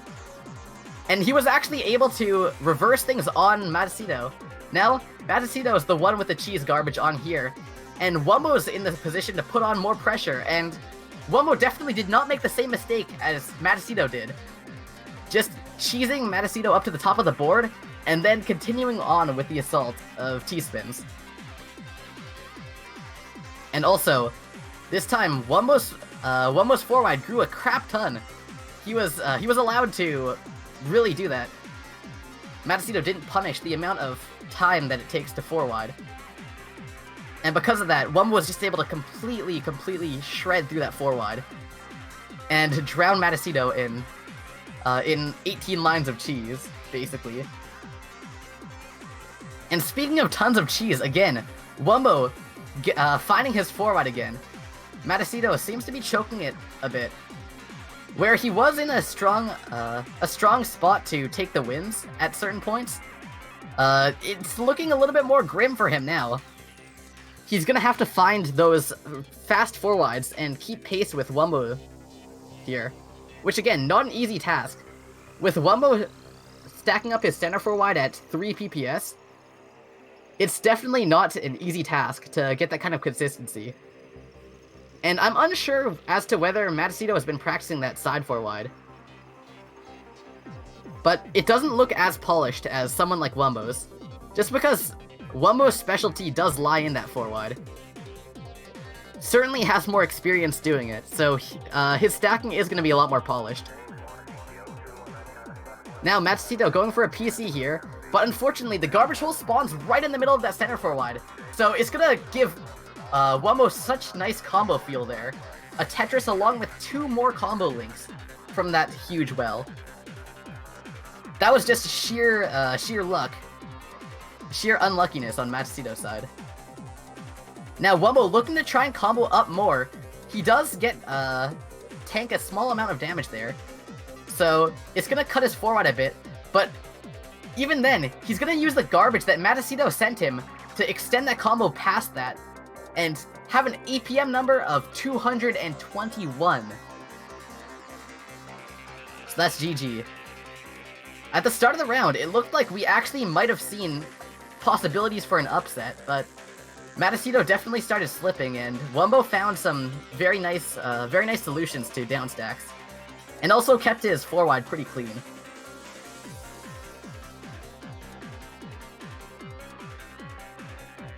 I'm not watching the stream, so there may be a bit of difference between what the stream sees and what I see. Because I'm spectating on my own, I'm not watching the stream.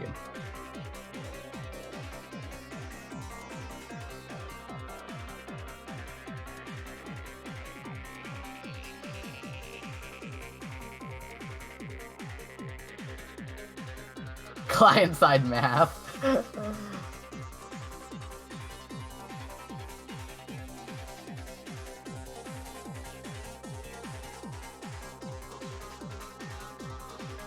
So now we've got Spineffects versus ZerT.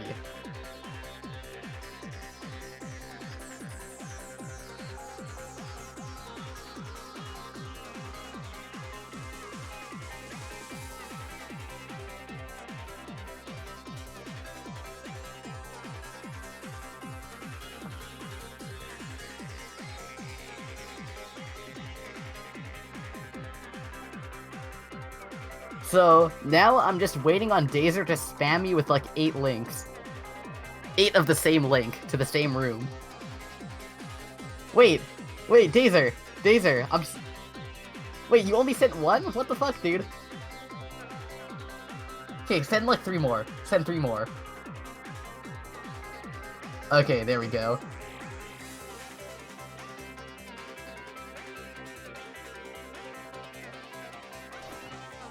So now we've got Spineffects versus ZerT here.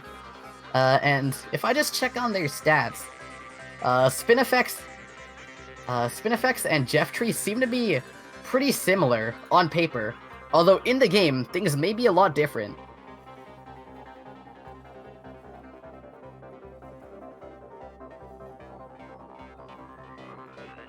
So Blink is currently at the GDQ event, and because of that, we hijacked his stream.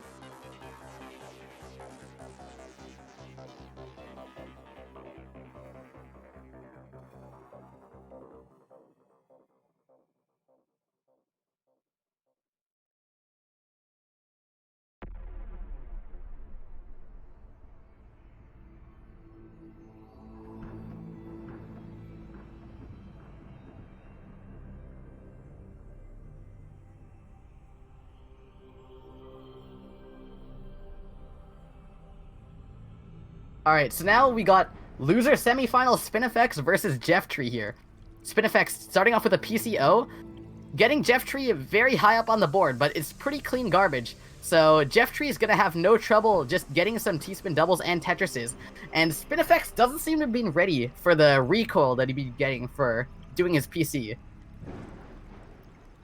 And ZerT just continues to spike him up even more. And it looks like that was the warm-up. So, now the real game is coming just about now, I think. Okay. So, ZerT starting off with a TKI. He looks to be extending it. pretty comfortable with the TKI extensions, and also keeps it pretty low in anticipation for that down stack. Also decides to make a 3-wide floating T-spin there. Has some nice combo to work with too. Down stacks that well, and because of that, Spineffects has a lot of cheese garbage to try and run through. And he looks to be having some trouble trying to get through that cheese, especially with the misdrop of the L piece there. Now ZerT, stacking up a ton around that T-spin double though. I don't know what's up with that, but what that means for him is that since he put like 8 lines on top of a garbage hole, he's gonna have a lot of work to do before he can down stack, and it doesn't seem like he was able to really do anything there after he put himself in such a big hole.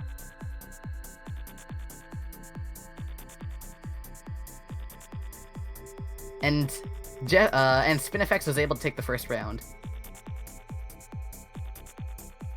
And ZerT now, building up a Tetris here, looks to be just 0-9 stacking, is disregarding T-spins. And now he has so much messy garbage to work with. I feel as though he neglected his garbage a bit too long, but even then, Spineffects wasn't able to put on the pressure, so it's gonna prove completely meaningless, actually. Now ZerT misdrops there, but he is still able to recover from it. Meanwhile, Spineffects is also at the top of the board. Because ZerT misdropped, misheld, and didn't get the T-spin off, Spineffects is actually going to be able to go scot-free to the very bottom of his board. And now ZerT is the one in danger. Spineffects is going for that final T-spin double, and ZerT is going to take that loss.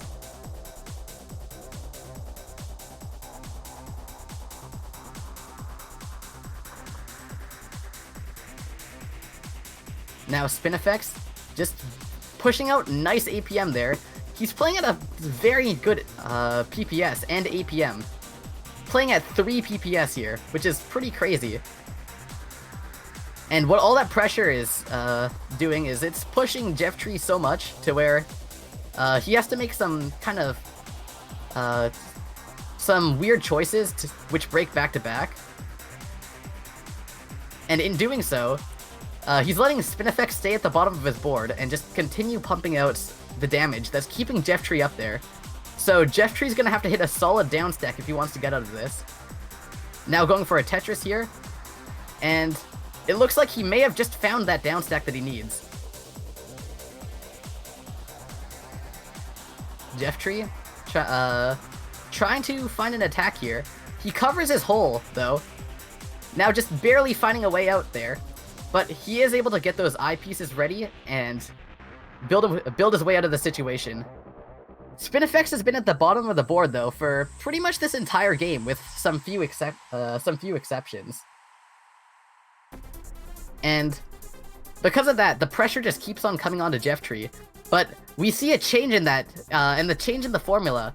Right now, ZerT spiking up Spineffects with the combo, so now we're gonna have to see Spineffects try to survive here. But Spineffects has some pretty solid down stacking going, but it's still not good enough. He goes for a T-spin double, but doesn't have a T-piece in the queue, so he has to place pieces off to the side and cycle to it. But by the time he got that T-piece, it was too late. And ZerT was able to take the round.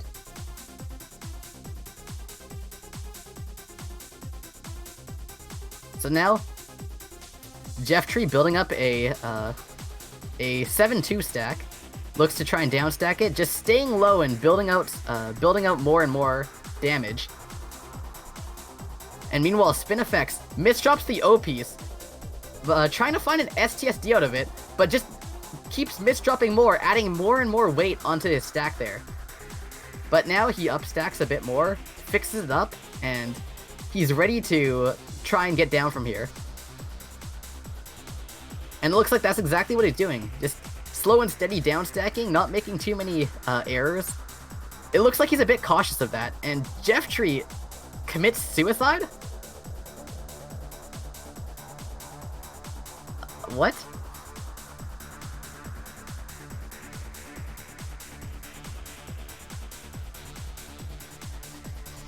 Alright.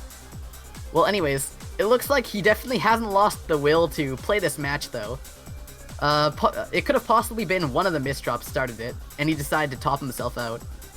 But either way, we're back to the game that we've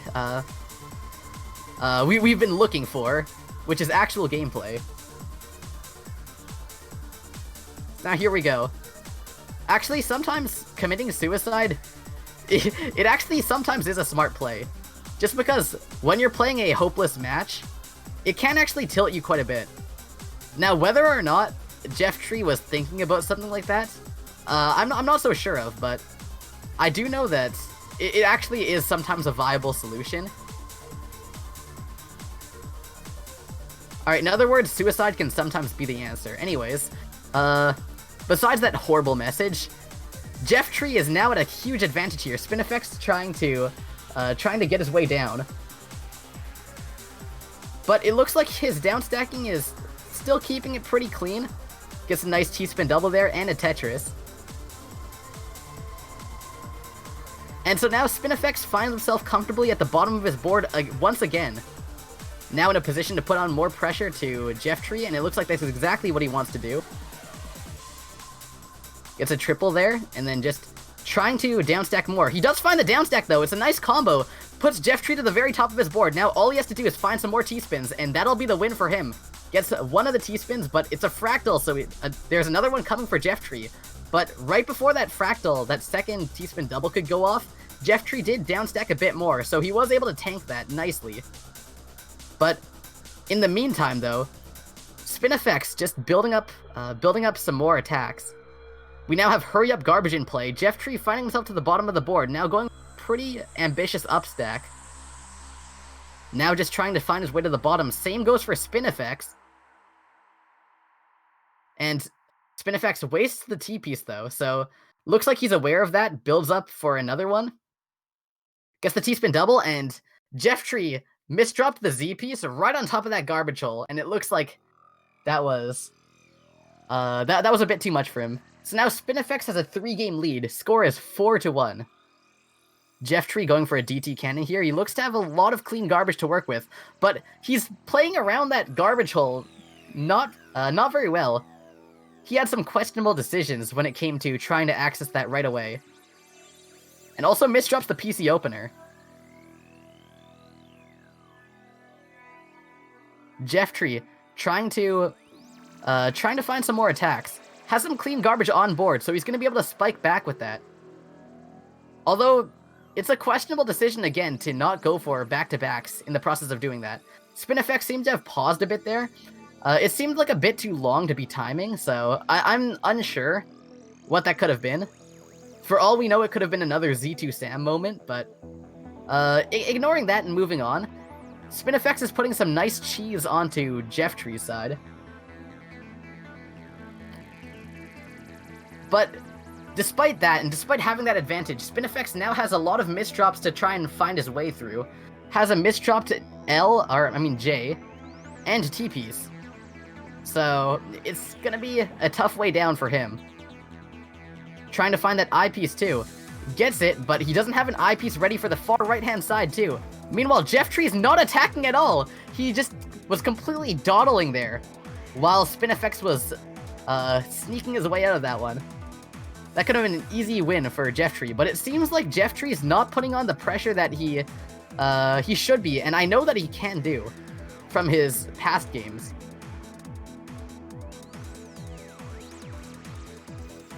And now, because of ZerT's kind of indecision and his lack of ability to stay efficient without having to have garbage to work with, Spineffects is going to take yet another round.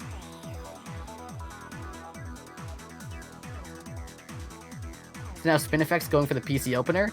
Meanwhile, ZerT has a T-piece misdrop. He's going to have to try and skim through that. He uses up his I-piece though, so he's going to have to try and cycle to the next one. Just making a ton of bad decisions here.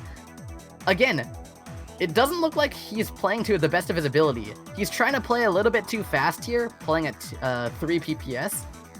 And because of that, he's missing some pretty clear solutions to all of the problems that he's making. Such as just keeping on stacking on top of that garbage hole. And so now we have Spineffects keeping it low again, farming out some T-spin doubles. Jstris just desperately trying to get down, not even having any regard for how much attack he's putting out and how much pressure he's setting out, which is just as important when it comes to down stacking. And now Jstris trying to get down from there, doesn't get to his eyepiece in time though. And so that's going to be 8-1 for Spineffects. While it does look one-sided, if you just look at score, some of the games have been having quite a bit of back and forth. But in the end, what's causing Spineffects to take wins is due to Jstris' inability to attack without having garbage on his board. Since he keeps on getting Spineffects to a high point, and he's low on his board, but not putting out enough damage without Spineffects sending garbage for him to take the win.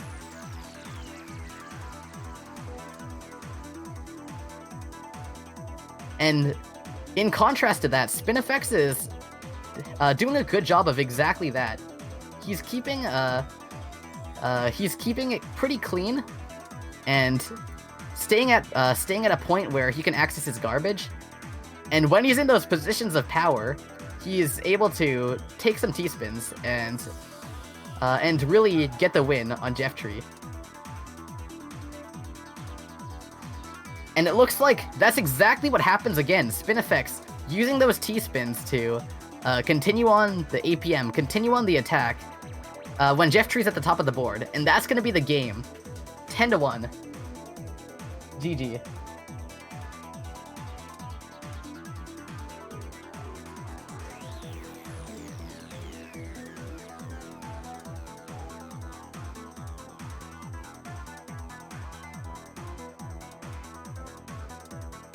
So now, looking at the bracket here,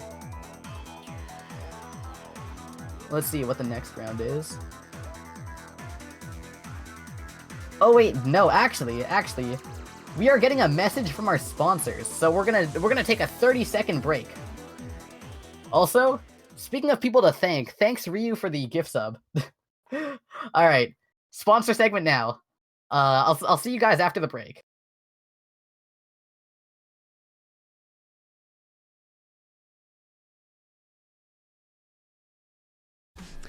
I'm inviting you to my tournament on the 12th of October 2019 where the guaranteed prize pool is $200.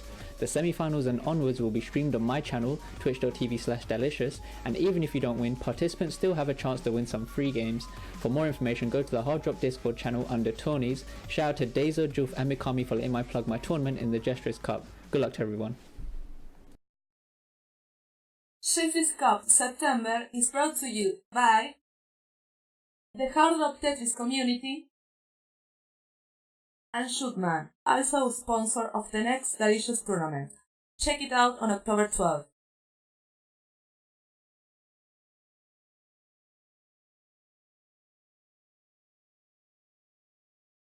All right, now we are back, and we're back with a banger of a match, because we've got A Jamba versus ZerT here.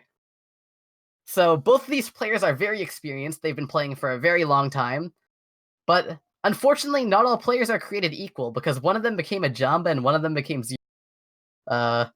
So yeah, this is winner's final.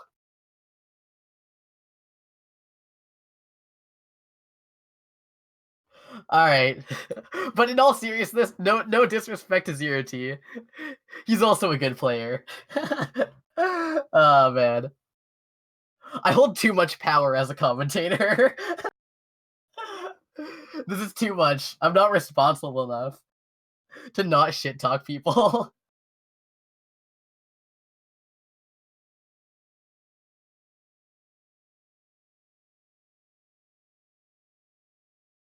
All right, so this is a 1st to 10.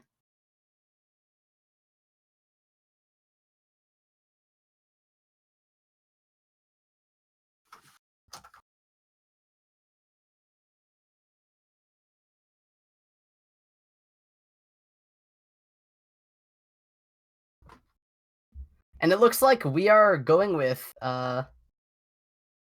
let's see. No warm-ups, actually. So we're just getting right into this.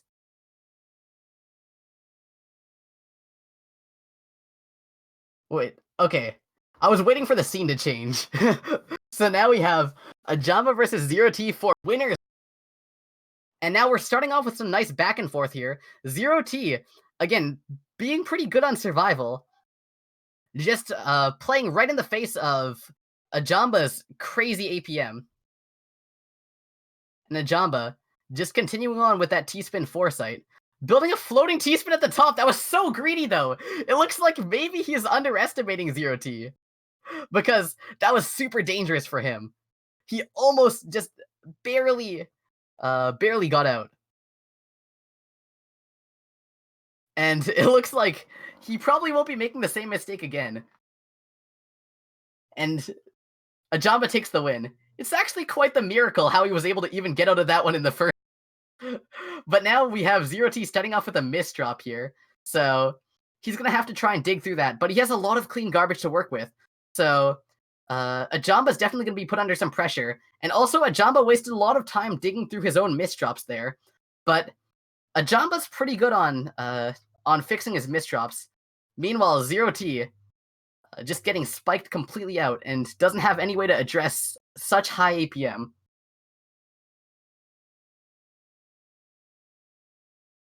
So now, ZerT just trying to keep his garbage holes open. But with how fast the garbage is coming in from A Jamba, it's pretty difficult. Now just trying to find a way out. Uses his eyepiece though. That kind of separates the left side of his stack, and it causes A Jamba to be able to take a nice quick match.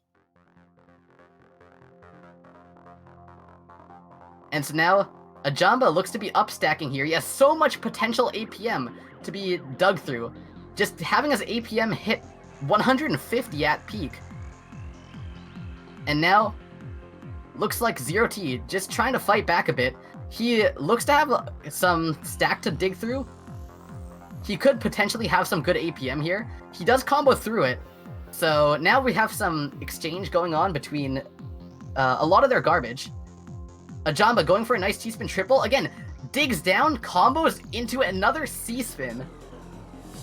Another T-spin triple into T-spin double. And then off of that, takes the win.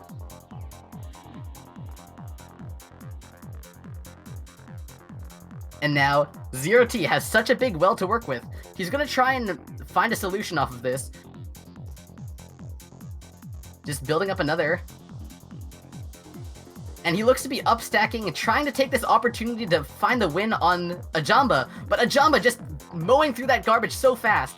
Misdropping, but turning that into a T-spin single. Not the cleanest of solutions, but the misdrop was pretty bad, so it did let him get out of that and turn the match around against ZerT. So now ZerT is the one under pressure, just trying to get down.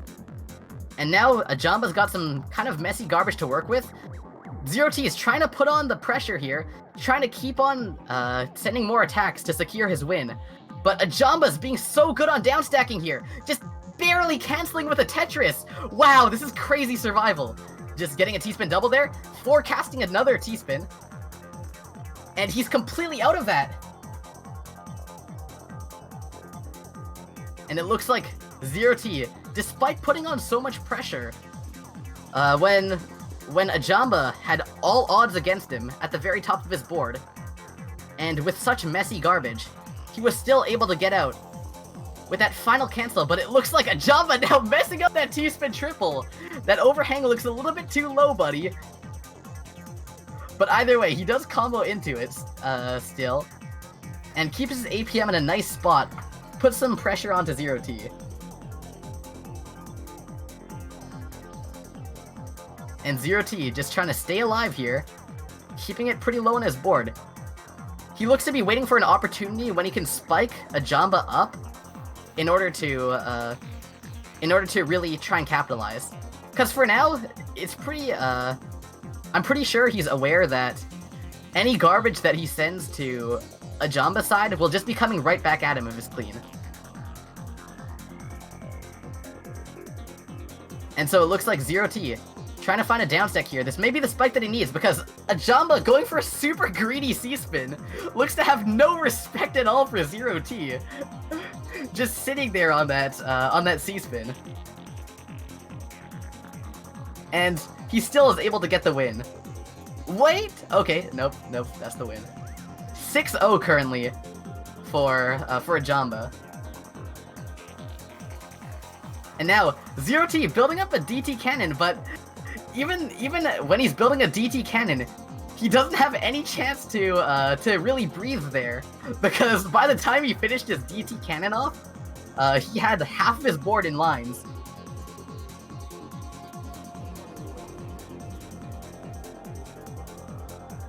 So now, we see A Jamba just, again, downstacking, clearing through all the garbage like it's nothing, so effortlessly. And meanwhile, ZerT looks to be putting a lot more effort into trying to figure out how to deal with that misdrop there. But he does deal with it, and now he's in a position to attack more.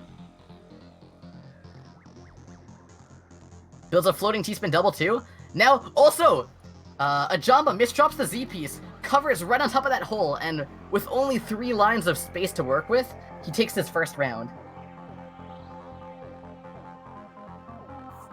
So now, A Jamba looks to be building some very, very ambitious forecasts for T-spins.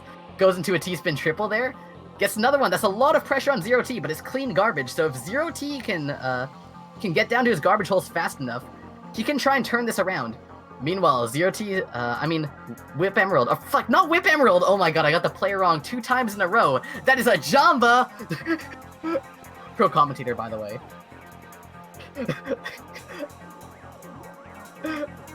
Okay. Alright, listen. I'm not getting paid enough to not swear.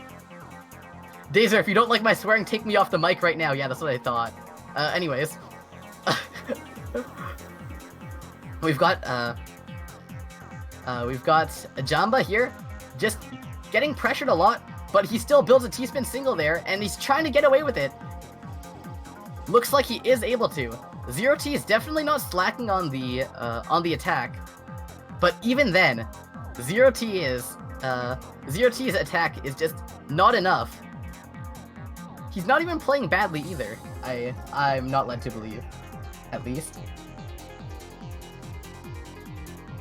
But now it looks like they've kind of evened out the boards. Looks like ZerT is in a position to attack a lot more now, and he seems to be doing exactly that. Going for a nice downstack though. A Jamba combos it out, and still has some garbage to work with though. He has one of his clean garbage lines covered so hard, so if ZerT can actually attack enough, then this will be the win for him. But meanwhile, Whip Emerald, or no, not Whip Emerald, A Jamba misdrops the eyepiece. I should just like put a tab over their names. I'm legit just gonna like inspect element out that name, so it doesn't trip me out anymore.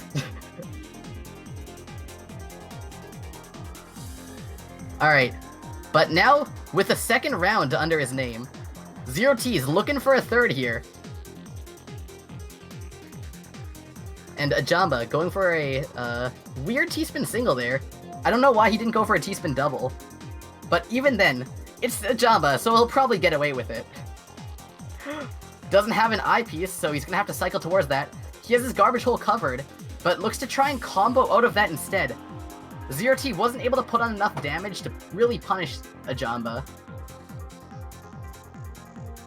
And yeah, it looks like ZerT, using the power of the bees, downstacks through that, tries to put some more pressure onto A Jamba here, but A Jamba is unfazed by any of it. Now, A Jamba has some nice attacks ready, and ZerT is just not getting to that propped T-spin double fast enough, and so A Jamba's gonna take the round. Now with only 2 rounds left to his win, A Jamba's just kind of cruising this one. He seems to be making, again, still some very greedy plays, despite ZerT getting some wins. He's still not quite respecting the damage that ZerT could be putting out. And it looks like that kind of disrespect and that that cockiness causes him to get spiked out, and ZerT takes the next round.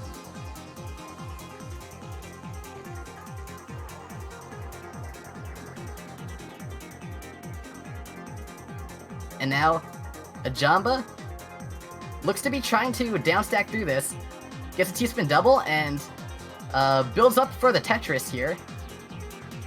Keeps it very nice, gets a T-spin single at the very bottom, donated. And is putting on so much pressure onto ZerT's side. ZerT struggling, just barely getting through that.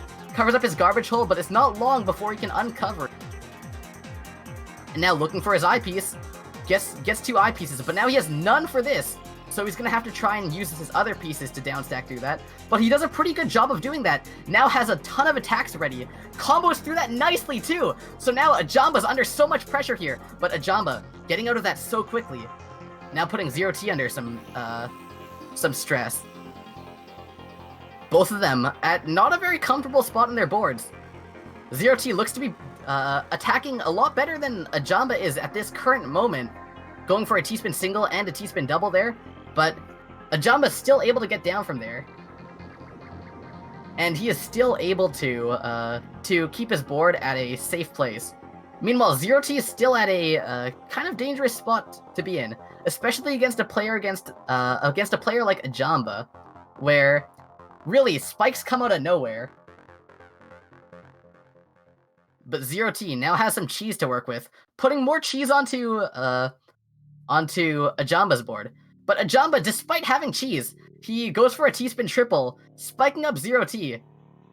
Very good vision from A Jamba, because due to that T-spin triple, he was able to kind of keep on that pressure and take it to match point now.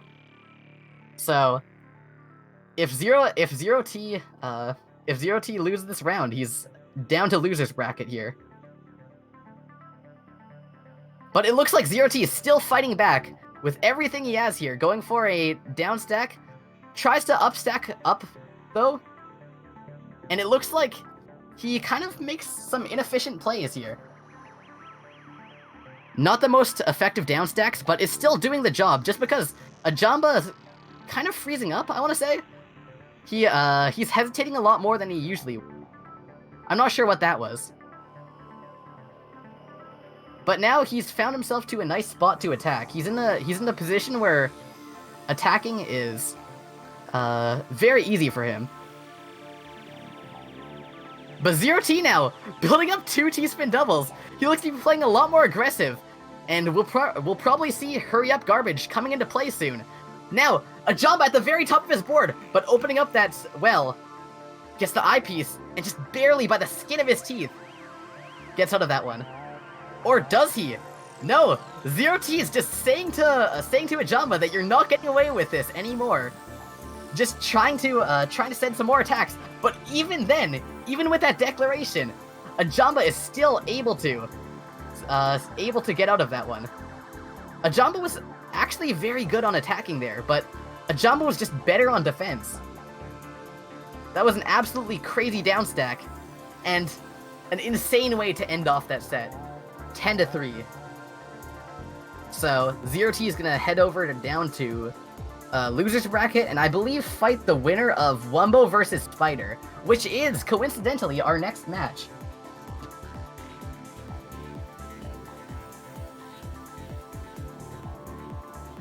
Did I say A Jamba was better? I meant ZerT was good on attack, and A Jamba was better on defense. I'm pretty sure that's what I said.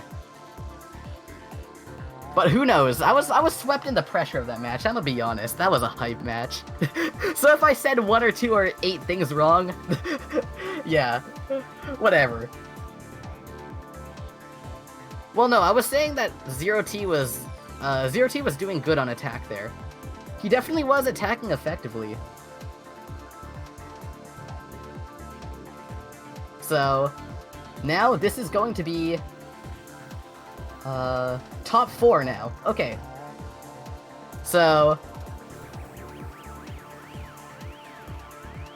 here we go. Let me see if I can get the link to this next match. Now we're looking at the bracket here. So, A Jamba has secured his spot in the grand finals, and now we've only got the losers bracket to run through. Actually, no, we do have quite a few losers bracket games to play, and that includes this next match, Wumbo versus Spider.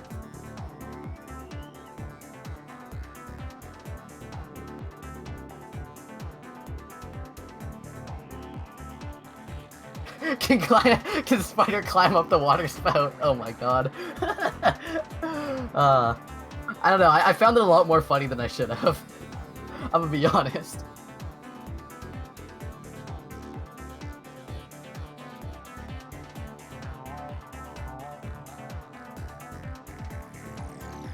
So here we go, now I got the room link.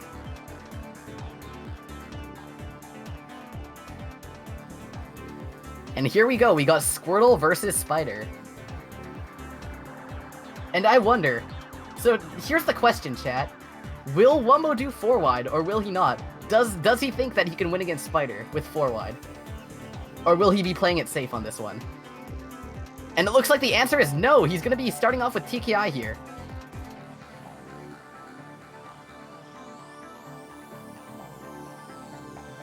So it looks like Wumbo doesn't think that he's gonna need, or actually no, this is warm-up, never mind. Okay. It's warm-up, so we actually still don't know the answer to that question.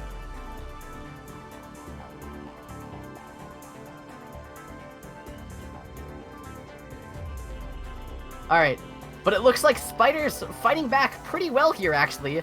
He's playing at 3 PPS and still keeping his down stacks nice and crispy. I don't know what a crispy down stack is, but I said it, so... yeah, but Wumbo also misdropping the S piece, and now we see Spider actually taking the warm-up, so I don't know if that's gonna change Wumbo's decision. But that was a very nice round from Spider. That was definitely some like very good play from Spider. I do play against Spider, and I know Spider pretty well. So yeah, coming out of the warm-up with a win. The real warm-up warrior, Spider. But now, will he be able to take that to the actual rounds where it counts? We see Spider now, just trying to keep his garbage holes open. And now he opens up that Tetris, gets it, skims down a little bit more too, gets the T-spin double, and he looks to be opening up all of the wells, but he doesn't have the eyepiece in time, so Wumbo's going to be able to take the first round there. Again, since when did Spider play at 3 PPS? I have no clue. Could it be tournament adrenaline? Now that's a question that's up in the air and something that I can't answer, but what I know for sure is that Spider definitely doesn't play this fast, normally.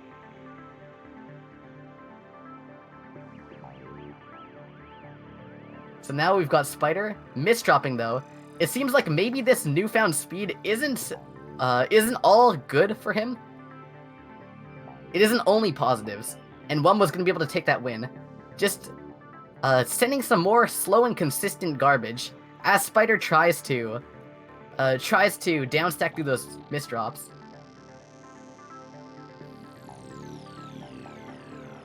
And Spider just goes for a T-spin double here. Doesn't rotate the T-piece though. It seems like maybe tournament nerves are getting to. But now he opens up this well, gets the Tetris, and goes for a nice downstack there, putting some cheese garbage onto Wumbo's board. So if he can continue on this pressure, then he'll be in a good standing to win this one. Although Wumbo is doing a good job at downstacking through this and clearing through all of that garbage. But now he looks to be in a bad spot, and Spider just continuing on the garbage, playing at a pretty nice APM too of 96. And because he was able to keep his APM like that, he was able to win the round. And that's the kind of stuff that we're going to need to see for Spider to win rounds.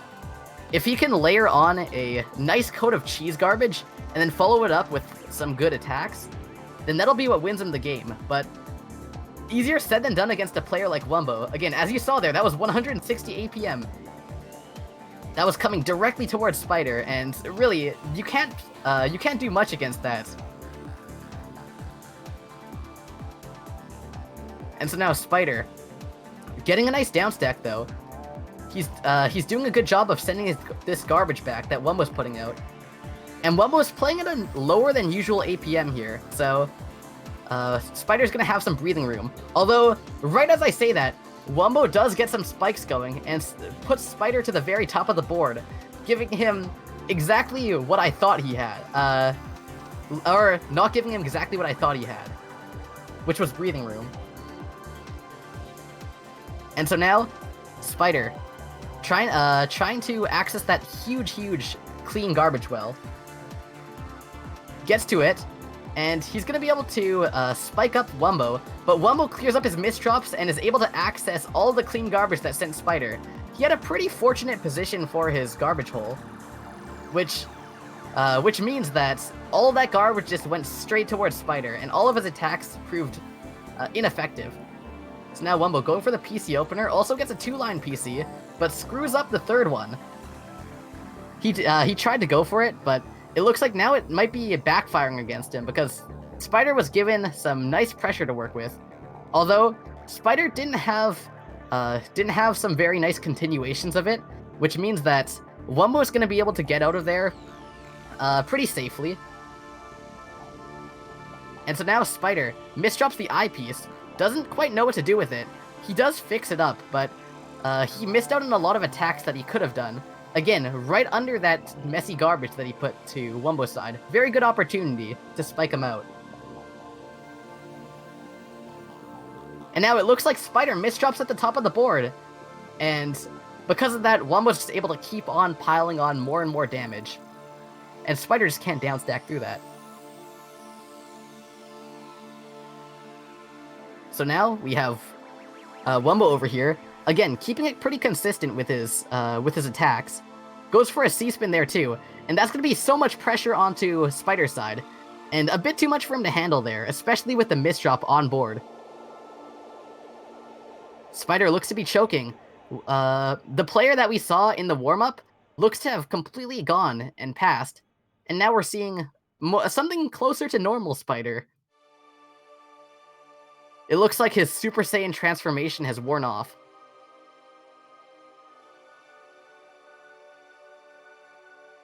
But even then, he could get it going again. He's playing at still a nice APM and a pretty good pace. Just kind of dealing with the garbage as it comes to him. Although this little patch of garbage there, or patch of misdrops, isn't gonna be too kind to him. He has to waste an eyepiece, and that's an eyepiece that's not being used on the well. So it's not gonna let him downstack. It's now just trying to access that huge clean garbage line.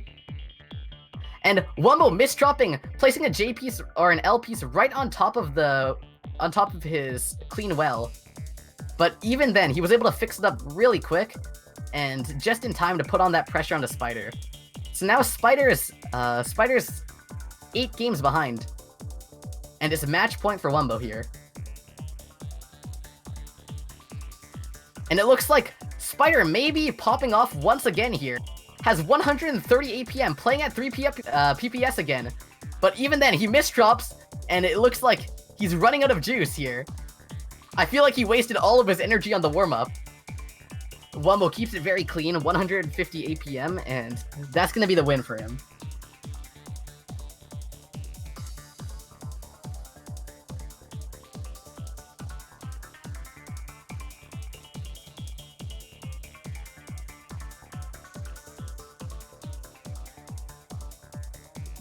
Spider running out of juice for his crispy down stacks.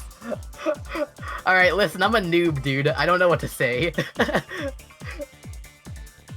I mean, no, I'm a pro commentator. I'm just being creative with my words. Juice makes down stacks soggy.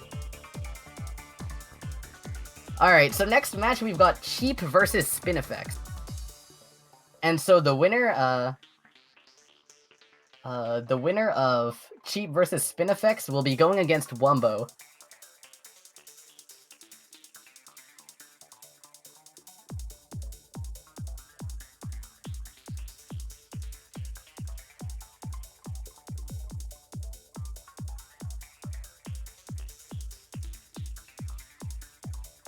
Alright, so here we go. Looks like we got the room ready. No. Microjiz and Microblizz are not the same person.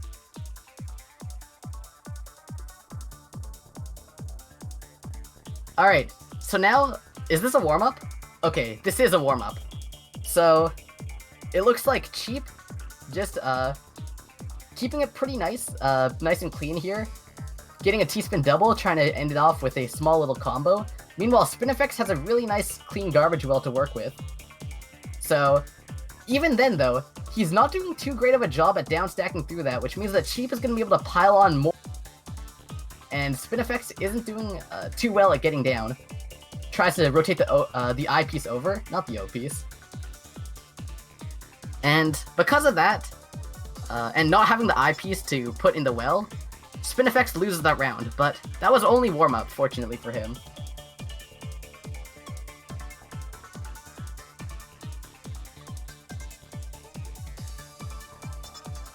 So here we go.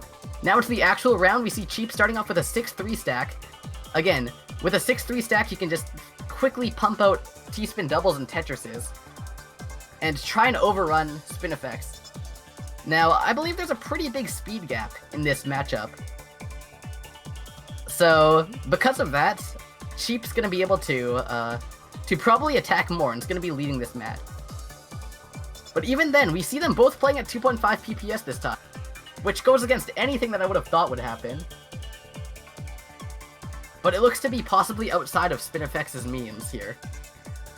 He probably doesn't usually play at this PPS, because if you look at his gameplay, it looks like he's not very used to playing at this kind of speed. Just off of how much he's making little useless skims. But now he's sticking to the bottom of his board, and he seems to have cleaned up his act here. Playing a little bit nicer. And meanwhile, Cheap misdropping there, but skims through it. And I don't know what Cheap's doing, actually. Cheap doesn't seem to be finding the kind of attacks that he usually would. His APM is still at 97, though. So it's not like his APM is being too compromised, I would say. So now, Spineffects staying at the bottom of the board. Meanwhile, Cheap getting pushed up a bit, but all of that garbage is clean, so he's going to be able to send that right back at Spineffects. But they're both still remaining pretty low on the board. We're not seeing too much happening this match. This is pretty even on back and forth. Now Cheap trying to find the spike that he needs to get this game in motion, but it's just not taking off. Everything that Cheap is throwing in, Spineffects is just countering off, to the point where they're both at the same spot, and Hurry Up Garbage is now in play. So we might see a game that's pretty much the only time where something happens is when Hurry Up starts coming. And even then, they're both playing pretty similar. But Cheap, though, taking this opportunity to put some more pressure on, finding some pretty creative T-spin doubles, and that's going to put him in the lead and eventually lead up to the first win of this match.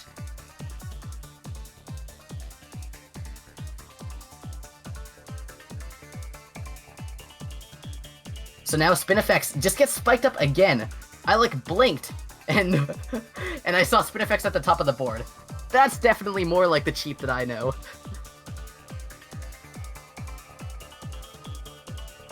So now, looks like Cheap just building up that 6-3 stack again. Going for a T-spin double. And keeps a nice balance between back-to-backs and down-stacking here to not give up pressure while still keeping his board at a pretty nice height. And I've noticed that Cheap is pretty good at managing that balance. Spineffects isn't too bad at it either, but I think that out of the two, Cheap is definitely better. So now, Spineffects staying at the bottom of the board here. Meanwhile, Cheap has some messy garbage to work with. But Cheap still has a pretty good down stack, though. So it's not like it's too bad for him. Although, what is bad is that he didn't hard drop the T-piece. And he held instead.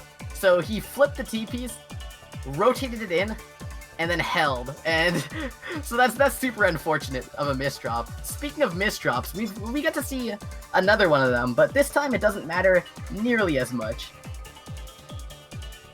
Chep still going to be able to put on some more pressure, but his garbage is only coming out as clean on Spineffects' side. And for that reason, Spineffects is still able to continue on pressure. Now Chep being pushed so high up on the board.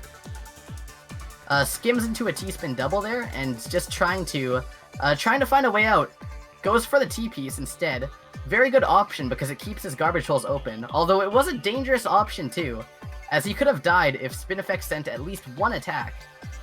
Luckily for Chep, that didn't happen, so now we see Chep taking that small little error of Spineffects' and enlarging it up into a lead.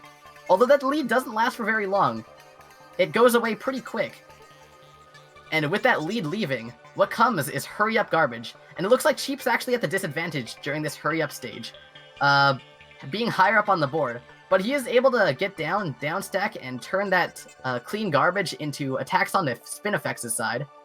So we're going to see a pretty fast exchange during the hurry-up stage. Hurry-up garbage now at half of the board height, but both of them still going strong with APM.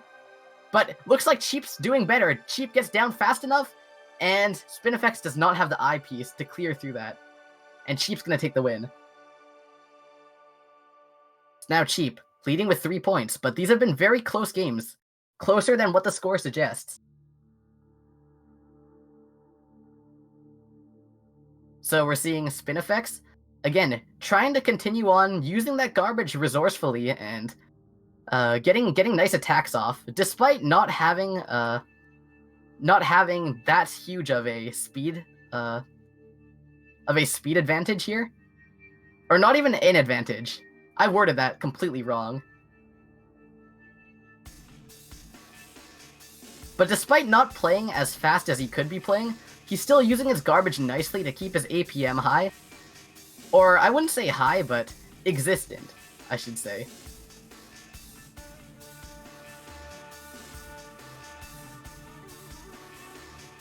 And so, Spineffects just trying to stick down low.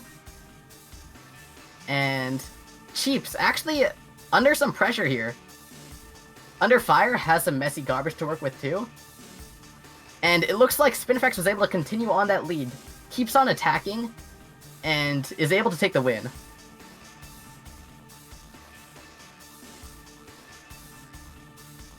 So now, Spineffects trying to get back into this game. Chep going for a 4-5 stack, just continuing to pump out APM. Having a continuous stream of it, but then misdrops the Z piece, so this is going to be pretty difficult for him to get out of. And it looks like he can't get out of that one, and that's going to be the win for Spineffects. And actually, take note that both of their APMs were under 60 that round, so kind of a sloppy round. But it looks like this one is a little bit less sloppy. Now Spineffects being pushed up to the very top of his board. Chep trying to continue on that pressure. Gets a nice T-spin double there too. And now going for a Tetris into a T-spin double. That's going to be so much pressure on the Spineffects. Spineffects is going to have to work hard to get out of this one, if he is going to try. But very nice down stack. That was a creative skim from him. And because of that, and because of Chep's misdrops, he's going to be able to keep on getting down further and further. And now Chep has so much cheese to work with due to Spineffects' combos. Now he's under a lot of super cheesy garbage. And even then though, Chep's down stacking is good enough that he's comfortable with dealing with that kind of cheese. And he does get out. And now reversing the cheese on the Spineffects' side. Spineffects' down stacking also looking so good. Wow, that was a nice down stack. That combo through all the cheese was very nice. It was very nice. So now we actually see a 3-3 game. I honestly thought that Chep had a big advantage in this game, but Spineffects is proving that that may not be so true.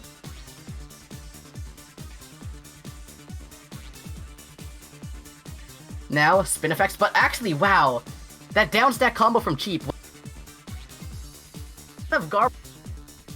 looked over at Cheap, and he was just finishing up with such a good combo. Just in an instant, from the bottom of his board right to the top. Cheap bringing him up so far, so fast. And that's the thing with Cheap. You can't really anticipate those kinds of huge spikes. They just come out of nowhere. And I know from first-hand experience of playing with Cheap, sometimes you're just playing, you're minding your own business, and all of a sudden you get spiked to the very top of the board. And that kind of win condition is scary to play against, and we're seeing it again right there. Cheap just pushing Spineffects so far. Spineffects was at like the quarter of his board. He had 5 lines built up, and just in an instant gets it all up to the very top.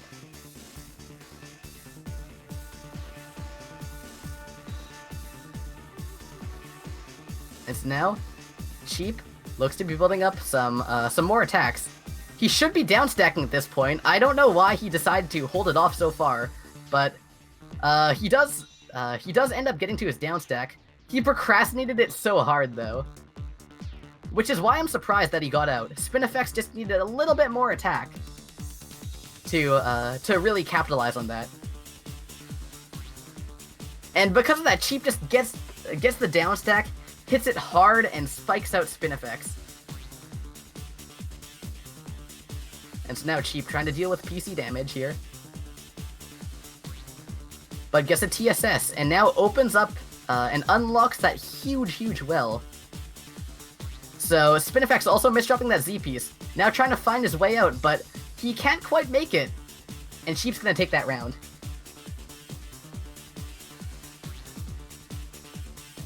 Now Cheap looking to be building up that 7-2 stack. Going into a T-spin triple too, but Spineffects also staying at the bottom of his board and being good on creating those T-spins. Nice and efficient T-spin doubles coming out from both of them, but now Cheap goes for a really good spike there. Ending it off with a small combo there to kind of send that last little bit and squeezing out every bit of damage that he possibly can from his pieces. So now, it looks like Cheap trying to engage into a 7-2 stack though. Cancelled it off to address his garbage though, instead. Now places an L piece there. Pretty weird misdrop, but he does deal with it pretty nicely. Meanwhile, Spineffects also chilling at the bottom of his board too. Not too much going on this time around. We might see another match that goes into hurry up, just by the way things are going. But actually, speaking of the way things are going, Cheap looks to be trying to build up some more attacks, but then, while he's building up his attacks, he misdrops an S-piece overhang, overdashes it to the side, and because of that, he's not able to attack as much as he should be, and then Cheap gets spiked out. Spineffects still keeping those attacks consistent where it matters, which is directly when that misdrop hit. So now Cheap going for that T-spin triple there. Ends it off with a T-spin double too. That's going to be some nice damage onto Spineffects. Spineffects under pressure, but it doesn't look like it's bothering him too much here. But what may bother him is this next spike that's coming up, which is consisting of messy garbage. Now Spineffects trying to make his way down. But his garbage is so messy, he's going to have to downstack efficiently to get out of this one. And it looks like Cheap still piling on more and more damage. Ends it off with a T-spin triple, and that's going to be enough to take the win. Now at 8 to Spineffects is 4. It's going to be two rounds towards the win. Now Spineffects taking the T-spin before he builds the stack around it, so it's going to be a T-spin nothing. And meanwhile, Cheap, just again trying to build up that damage. I feel like he's kind of losing his patience and building more T-spin triples and such, like we're seeing right now, just because these games have been lasting so long, and they've been so back and forth that Cheap really needs to find an alternative win condition. But it looks like that may be just now, because Cheap has such clean garbage to work with. But maybe not, because Spineffects uses the garbage that he receives to cancel off the incoming garbage. Very clean, and very solid defense from Spineffects. And now Spineffects has some clean garbage to work with, and now one of those huge spikes is gonna be going towards Cheap. Cheap now on the receiving end of a huge surprise 9-line spike from Spineffects. Now, Cheap going for a T-spin double there. Just building it up a bit more. Looks to be trying to make something out of this, but it's a bit strange. Goes for a downstack combo, but he waits a bit at the end, and that kind of indecision is not how you continue a small bit of cheese into a victory. But I'm sure Cheap fully realizes that. Now Spineffects going for a T-spin double there. Gets another one too. Just trying to keep on pressure. And he also continues back-to-back with a T-spin single that's, I believe, donated. I didn't fully catch it. But one way or another, Spineffects is now sticking to the bottom of his board here. And just trying to get some APM out. Both of these players are pretty good on attacking at the bottom, which is why we see them stick to the bottom so much, and without any player getting a distinct advantage. Now Spineffects going for a TKI start. And it looks like both of them, again, being pretty even on attacks. And it's, again, because they can both attack on empty board, it really leads to such even back and forth, like this. And to the point where sometimes even hurry-up garbage needs to be the decision-maker of these. Spineffects now trying to get down to his garbage here. Doing a pretty good job of that. And Cheap looks to be, I believe this is a side 4 wide, is it? It's a side 5 wide, and it's not built out too much. And he also covers his garbage hold.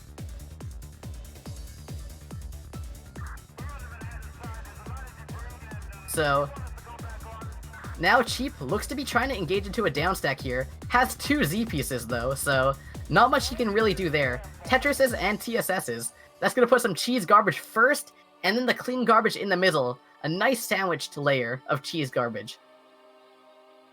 And because of that, Spineffects now under so much pressure. Gonna keep on piling on from Cheap. And Cheap's gonna take the win. Now match point for him.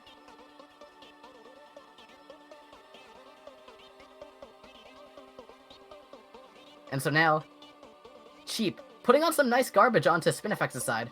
A very good spike. And Spineffects just doesn't get that eyepiece in time to put it right in that well. And that's gonna be the win for Cheap. Super good game.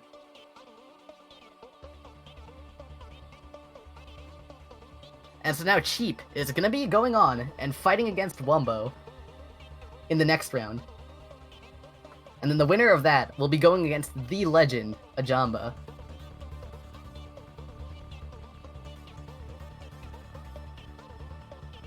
Well played by both players. The reason why that game lasted so long was because they were both playing so well. Getting those T-spin doubles, while still keeping their boards clean and open to wherever the garbage hole may spawn.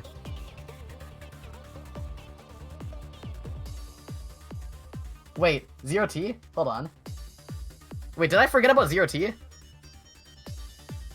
Wait, did I get this wrong? Hold on. Okay, so let me refresh this. Oh, okay. Yeah, I forgot about ZerT. Best commentator ever. Hey, don't worry about it, dude. Don't worry about it. So now we're going to be taking a 2-minute break.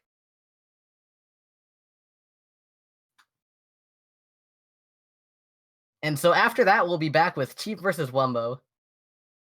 So yeah, if you've had enough of Dal, well, too bad for you, because you're gonna be Dal.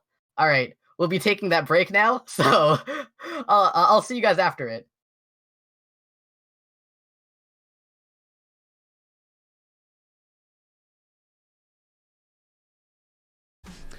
I'm inviting you to my tournament on the 12th of October 2019 where the guaranteed prize pool is $200.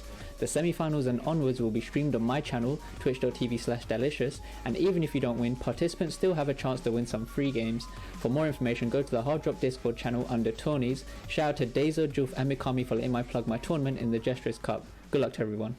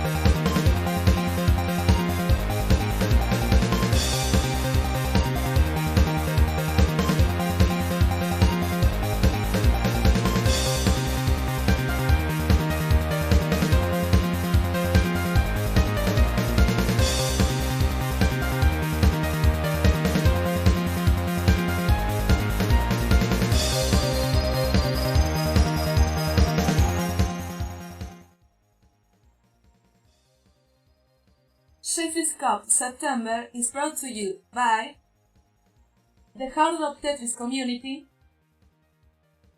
and Shootman, also sponsor of the next Delicious tournament. Check it out on October 12th.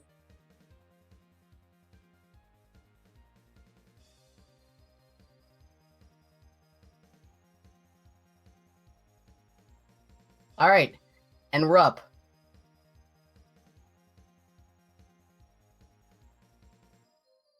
And it looks like, wait, hold on, I didn't even get the link to this match. Wait, you guys didn't give me the link. I can't see what's going on.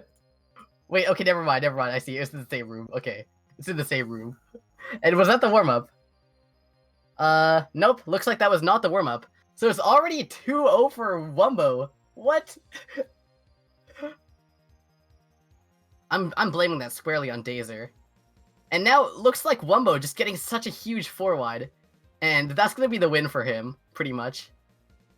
Cheap's just sitting there, contemplating life. What a cruel existence. And that's the game. Or that's the round, I mean. Cheap looks to be still not doing anything to try and counter the 4-wide. Other than some Tetrises. And not even PCs, actually. That's gonna prove ineffective against someone like Wumbo, who just can stack 4-wide so fast and clean through it even faster. So again, Cheap, this is not a good time to be choking either. And Cheap can't even have time to show off that good downstacking that he has, since Wumbo's just completely slaughtering him with these 4-wides.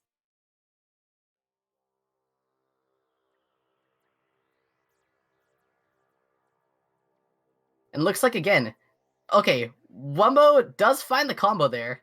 I thought he cut for a second, but apparently not. And so we're going to see that 4-wide build up once again. Cheap's just not getting the damage he needs. But now we finally see one game going into mid-game. But mid-game is only half the battle. Right after the 4-wide, again, Wumbo definitely is not a bad player after. He's versatile. But even then, Sheep does get around. That was a nice spike from him. Again, one of those cheap brand surprise spikes. And Wumbo looks to have cut his combo here, so Cheap might actually have an opportunity to do something. But it doesn't look like it, because Wumbo gets that combo going, and once that combo starts, there's really no stopping it. But even then, Cheap did put in just a little bit of damage, which I think canceled out 3 of the lines of Wumbo's forward to the top of the board. They got clipped off, and Wumbo wasn't able to kill with that.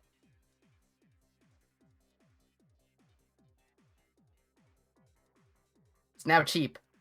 Going for a nice Tetris here, nice spike. Gets a T-spin double off too, and then into another Tetris. And Wumbo's just not dealing with this huge wave of garbage too well, and Sheep's gonna be able to take another round. But the rounds that Wumbo wins are so quick due to the nature of that 4-wide. And for that reason, it feels like it's a lot closer than it actually is, score-wise. Cheap misdropping 2 Z pieces. And still trying to get away with it though. Rotates the I piece over, but Wumbo does give him enough time to actually work with that. But looks like he's not making the same mistake a second time.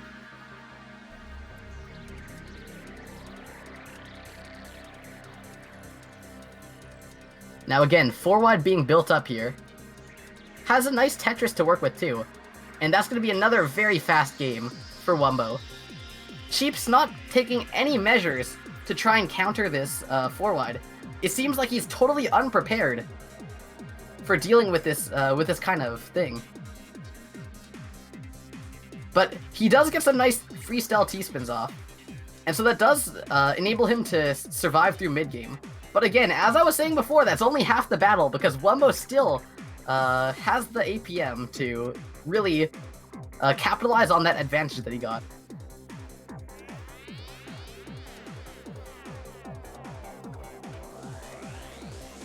So now, Cheap again getting spiked up to the top.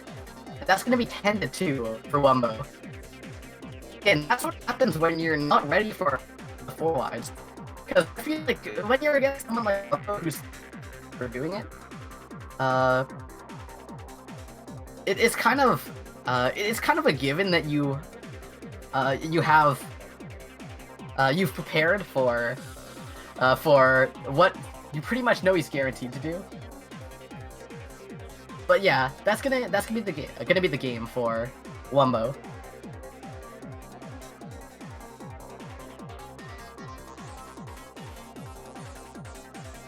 Now on to this next match. Let's see here. We have got Wumbo versus ZerT. So now, let's see how ZerT fares against the 4-wide.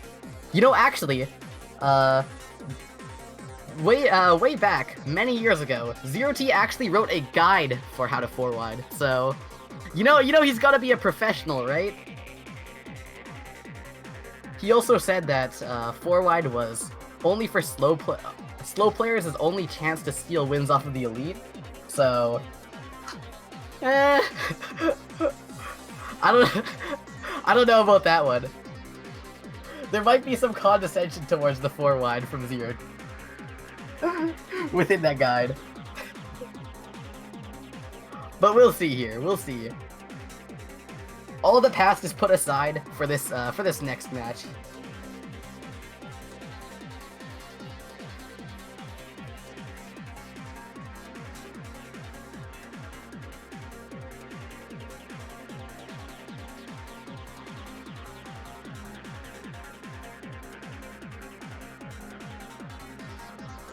All right, and it looks like they are not doing warm-up.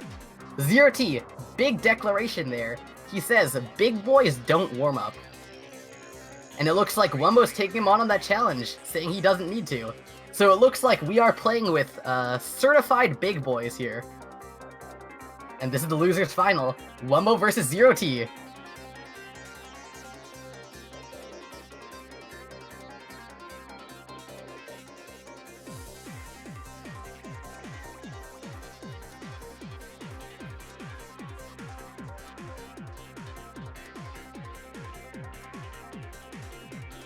Alright. Are we starting? Okay, we're starting. So now, again, we're going directly into this because big boys don't warm up. And it looks like they're both actually playing pretty well. So, you know, this is looking suspiciously like they warmed up beforehand. I don't know, so they could possibly not be big boys, I don't know.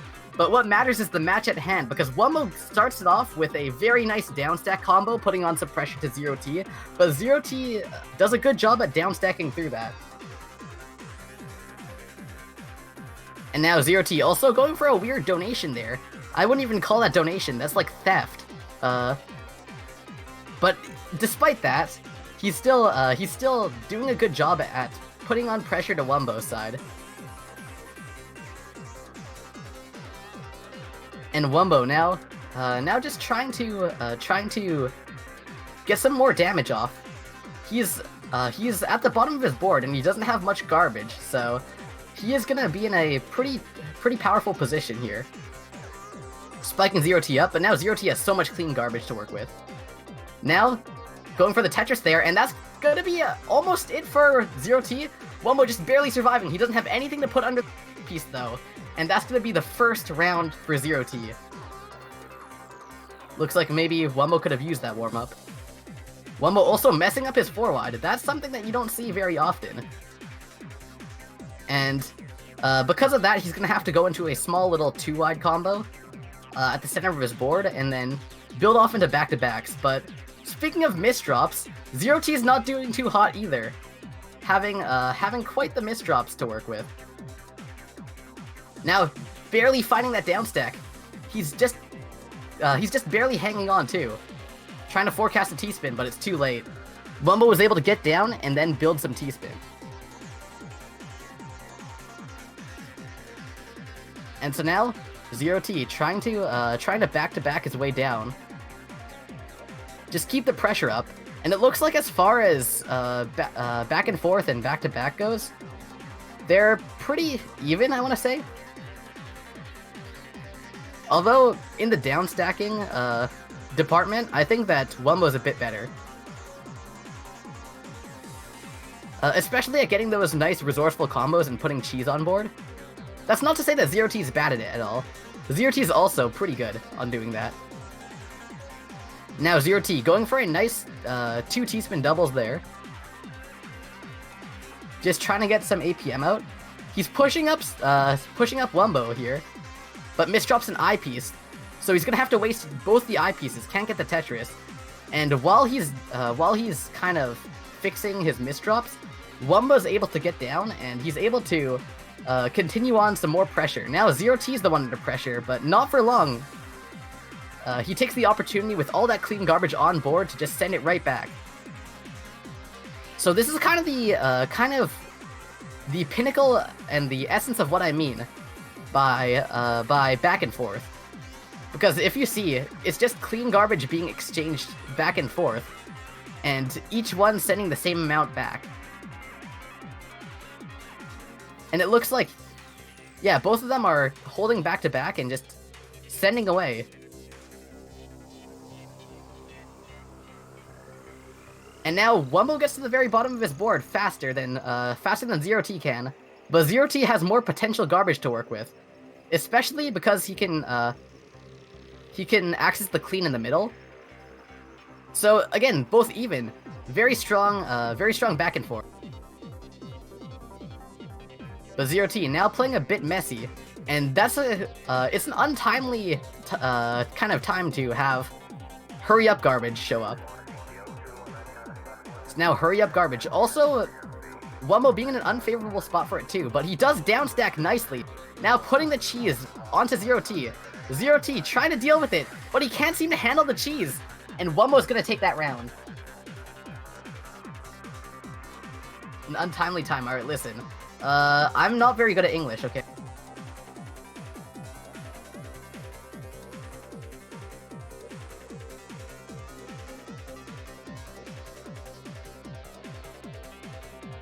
Alright.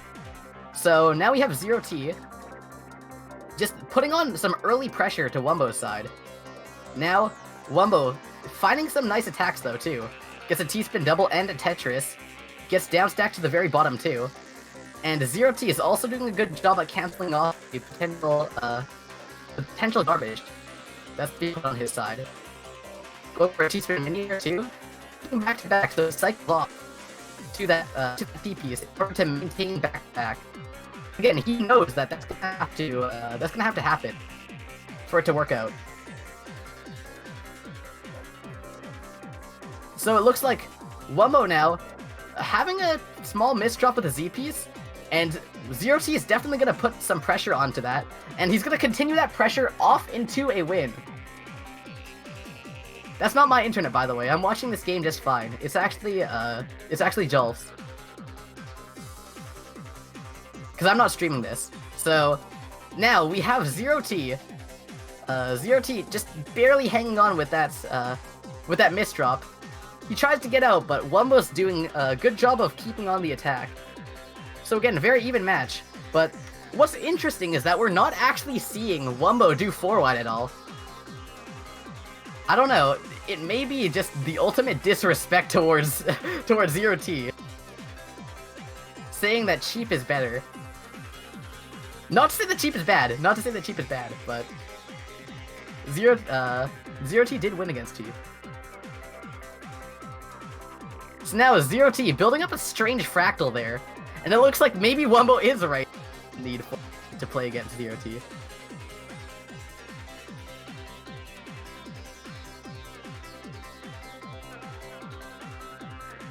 So now ZerT is just trying to get some more pressure in, goes for a nice Z prop there, into a down stack combo, but it's not going to put that much cheese onto Wumbo's side. So Wumbo's going to be able to not really be affected by that, and now has such a clean garbage well to work with. Just able to cancel off all of ZerT's attacks without taking a single scratch. So now we see Wumbo over here, just again, building up those nice T-spin doubles. Forecast another one well too. ZerT is going to be under so much pressure. Gets a T-spin double and a Tetris though. So just trying to fight to put some more pressure onto Wumbo's board, so he doesn't completely run free. And now Wumbo's being high up, but his garbage isn't particularly difficult to get through, so he's going to be able to kind of grind through that with relative ease. And because of that, while he was down stacking, that was putting on a lot of damage to ZerT's side. Now ZerT is also going to try and combo through. Gets a little bit of cheese garbage, but it's not nearly enough to really do much to Wumbo. But Wumbo is lacking an eyepiece. He does cycle to it though. And so now ZerT, also again, being good on the defense. Both of these players attacking and defending so well. But this time, ZerT misdrops an S-piece, now trying to fix through it, but Wumbo has such a huge well to work with. Again, he had another O-piece and I-piece of combo to work with. So he ended that match with damage to spare, really.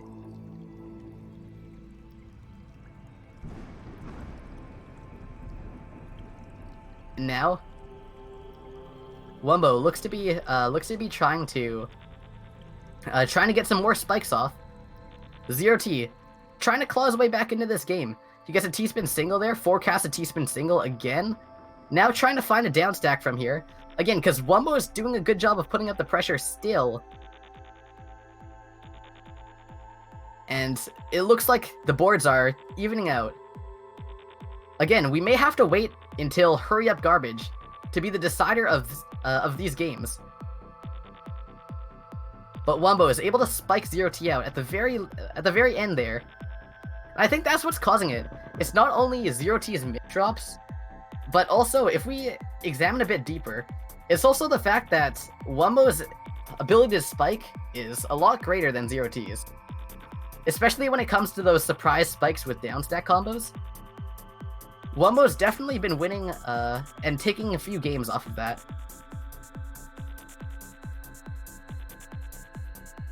So now we see ZerT being pushed up, now has a lot of clean garbage to work with. And Wumbo also has some misdrops, so he's not going to be able to pile on any more pressure. ZerT, now it's his turn to misdrop, but this time it's looking a lot more catastrophic for him. Builds a fractal on top of it though. It looks like he has no intention of trying to get down from that misdrop until he executes that fractal. And it's that level of procrastination of down stacking that lets Wumbo just fix up what he has and then win the round.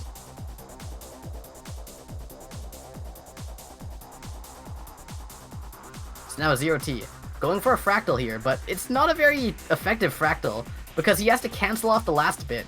But even then, he doesn't get a bad combo off of it. The combo actually works slightly towards his favor, although what isn't helping him at all is the misdrops afterwards and the kind of strange decisions. And now we see another Z-piece misdrop. ZerT is really losing his composure. He's a very seasoned player too, so it's unusual to see someone lose their composure like that is this experienced, especially in tournament.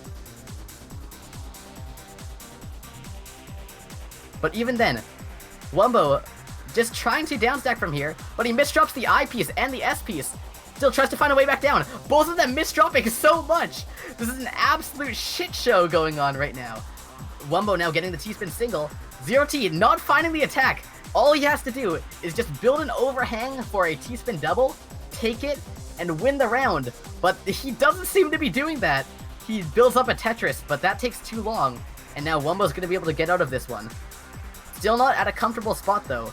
Wumbo just downstacking a bit more. ZerT again not putting on the pressure that he needs to be putting on because Wumbo is going to be able to get a T-spin double and keep on those Tetrises. And he's just completely styling on him with an 8-1 stack.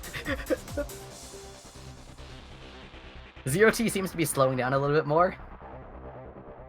Possibly trying not to misdrop, possibly because he's offended, who knows. But what we do know is that actually ZerT is getting a nice spike off.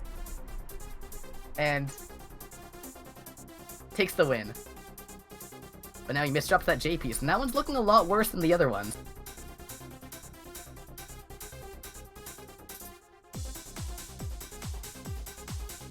Wait, am I getting fired? Okay, this is not a time to be worrying about getting fired. I gotta commentate this match. So we've got Wumbo over here. Okay, he's building up a 7-2 stack, but ZerT is so low on the board. He has headroom to time attacks and just tank so much. And now he has such a clean garbage well to work with. Now, meanwhile, Wumbo has his garbage hole covered. Now has to use an eyepiece. But ZerT, what are you doing? ZerT just has a complete show of modern art on his side of the board. And Wumbo's gonna take that round.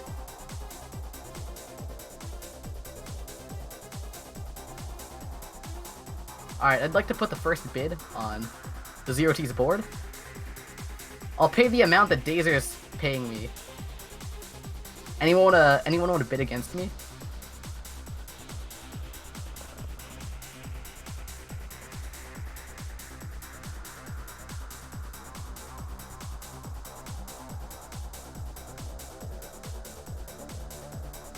Alright. So now, the winner of this is now heading to the finals. The finals. A Jamba versus Wumbo. So we're most certainly gonna see Wumbo 4-wide here. But we're also gonna be able to see likely some nice PCs from A Jamba here. So it'll really be a matter of how fast that Wumbo can stack up this 4-wide. Because if he can't stack it fast enough, then he's just gonna get completely drowned in garbage.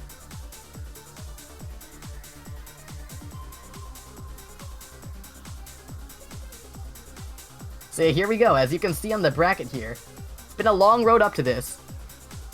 Listen, Dazer's been keeping me hostage. I haven't been able to eat. So yeah, it's been a long road. It's been a long road.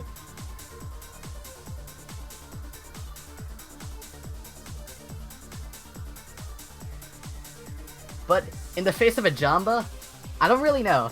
Again, as for my prediction, and for everyone's prediction, it's A Jamba's win. But, you know, who knows? We might see an upset happen, where Wumbo wins this one. That's also a possibility.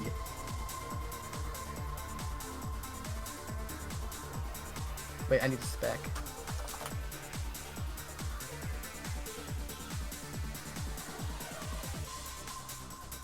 So yeah, it's certainly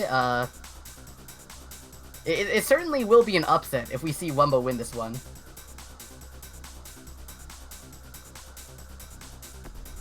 I'm unsure if it'll be a good match though. If Wumbo doesn't play to the best of his ability, then he's just gonna get completely steamrolled by A Jamba. So we're gonna have to see Wumbo play at his absolute best. Is that what they're called now? Is Wumbo's fanbase called Tizers? Or is that just something you made up?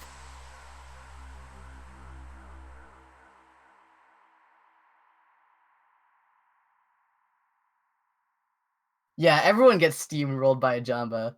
A Jamba's basically the best. So it's quite the surprise to see him in a tournament like this.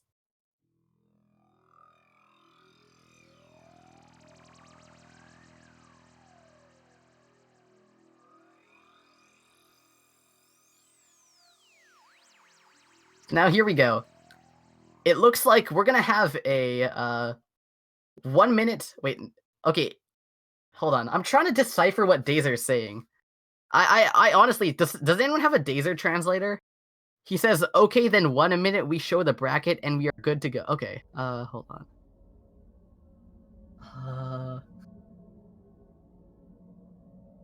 Okay, we're going to show the bracket. We're gonna show the bracket. I finally understand.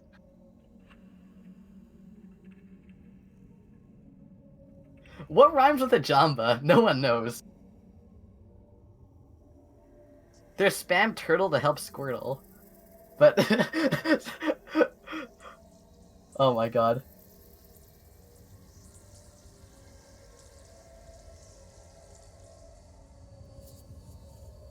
I mean, or you could literally just call him Whip. Because that's much easier to rhyme with.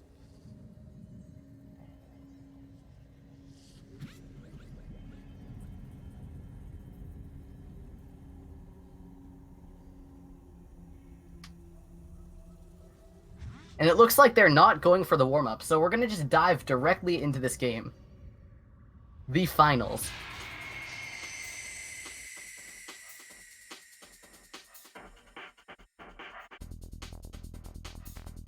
And also keep in mind that since Wumbo's coming from loser's bracket, he's gonna have to win two times. Whereas A Jamba only has to win one of those. And it looks like we're starting off strong with A Jamba going for the PCs and just completely demolishing Wumbo's 4-wide. But now we see Wumbo has a healthy 4-wide going, so this is trouble for A Jamba. Now A Jamba is just trying to survive, and doesn't look like he can. It's a 1-1 game. A Jamba just let that 4-wide grow a little bit too far. But now he gets one PC. And a second one too. Looks to be going for a third, but he doesn't find it. So he's gonna be trying to find an alternative. But because he was doing all PCs, he actually put a lot of clean garbage onto Wumbo's board. So Wumbo was able to attack back and kind of bounce back from those two directly after, which is one of the drawbacks of trying to counter 4-wide with PCs. Especially in a game like Jstris. So now we see, actually, wow! Biggest flex ever! A Jamba builds a mid-game center 4-wide! It completely flexes on Wumbo there! And beats him at his own game. And now, A Jamba trying to find that next PC, doesn't quite get it. And now, Wumbo has a nice down stack there, and is able to put some cheese garbage onto A Jamba's side. But A Jamba's down stack is good, so it doesn't look like it'll be that big of a problem. They're both kind of at the same height. It's pretty even right now. Although it looks like A Jamba's trying to go for some T-spins here. He does make some weird decisions though. Definitely not something that you would think of when you think of A Jamba. But yeah, either way, now he has a side 4-wide going. And he's building it up. It looks like he's dead set on defeating Wumbo with 4-wides here. Beating him at his own game, except throwing it into the mid game. Because now he's at 3-1.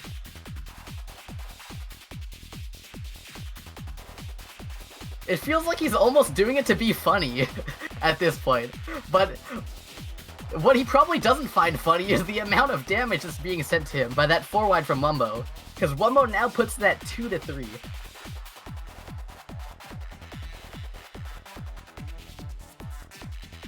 Now, Wumbo getting some nice APM going off.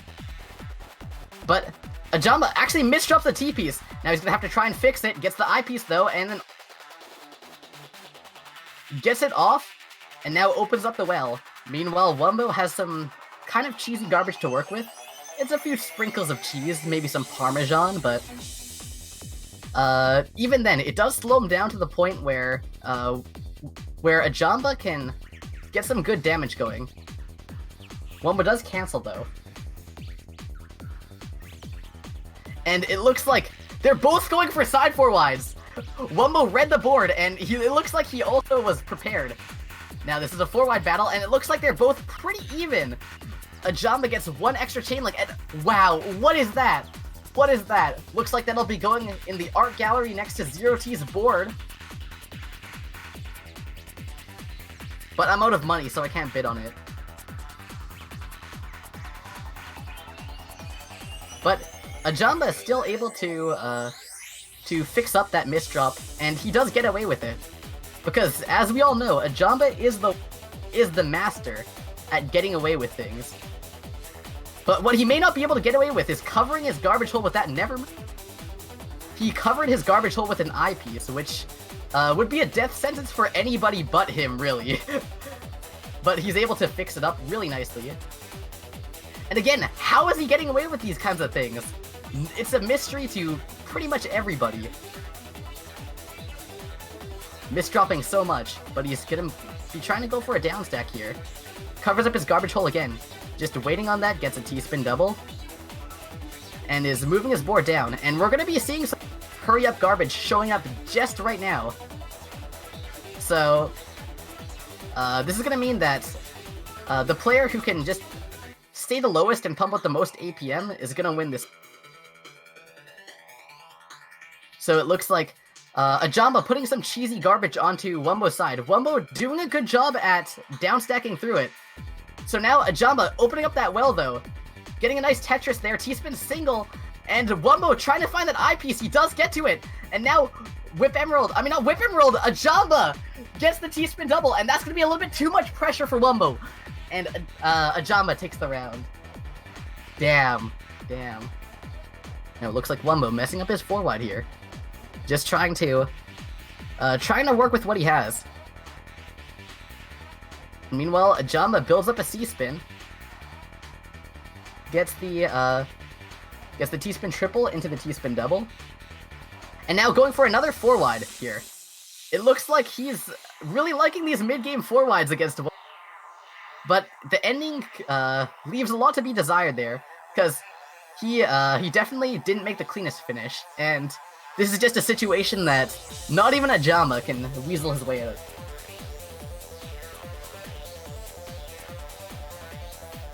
So now we have Wumbo over here, just trying to build up some more APM. It looks like his wins have been coming from A Jamba making some crazy mistake, and just him capitalizing on it. And with A Jamba, misdrops are definitely abundant, so he does have many opportunities. Granted, A Jamba is so good on fixing them, and he's so used to misdropping, that he's just able to keep on making his way out of them. And I don't know what that hesitation was. It looks like A Jamba just gave Wumbo that round to tie it up to 4-4. I don't know what was going on there. But now Wumbo's got a pretty healthy 4-wide going. That's going to be dangerous for A Jamba. A Jamba gets some nice downstacks going, managing the height of his board very nicely. So he's going to be able to survive that one. And now Wumbo just building up some T-spins here. Trying to keep his board at a pretty flexible height. But actually, again, now compromising that flexibility in exchange for a 2-wide combo, which is going to put some cheese garbage onto A Jamba. But again, A Jamba's not too phased by something like that. It's gonna have to be a lot more cheese garbage to affect him.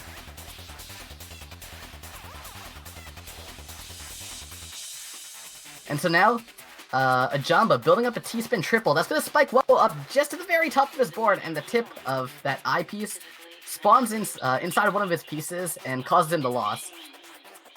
And so now, A Jamba now hesitating, trying to find what looks a PC, I would think?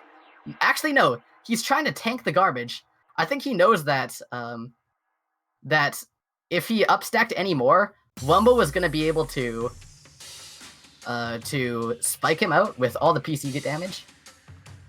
But actually, you know, I really don't know what's going on. That's my best guess, but I'm gonna be honest. Some of A Jamba's decisions are quite the mystery. Now A Jamba just building up more and more attacks here, piling on more garbage. And now while Wumbo's downstacking, he's given the time to build up that side 4 wide so high and just completely mow over Wumbo.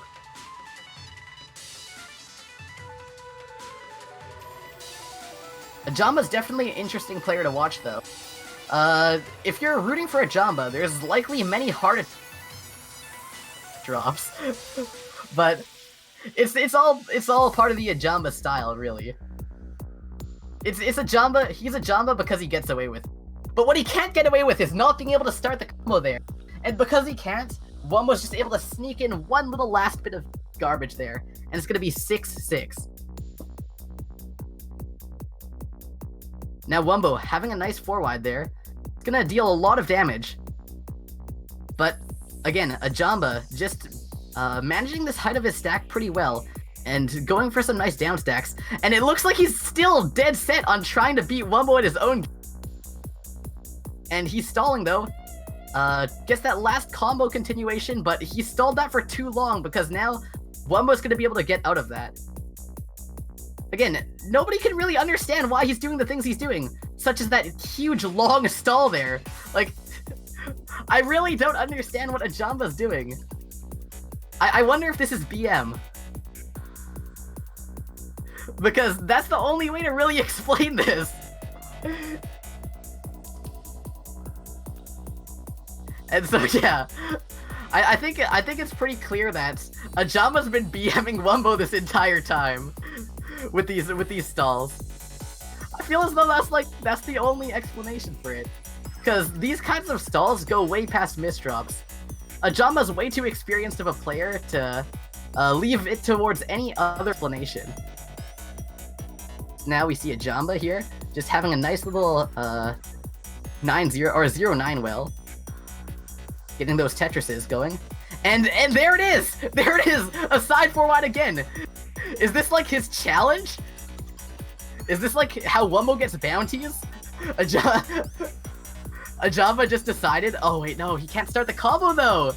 Wow, and Wumbo takes an 8-6 lead! A Jamba's just so dead set on winning with side 4 wide.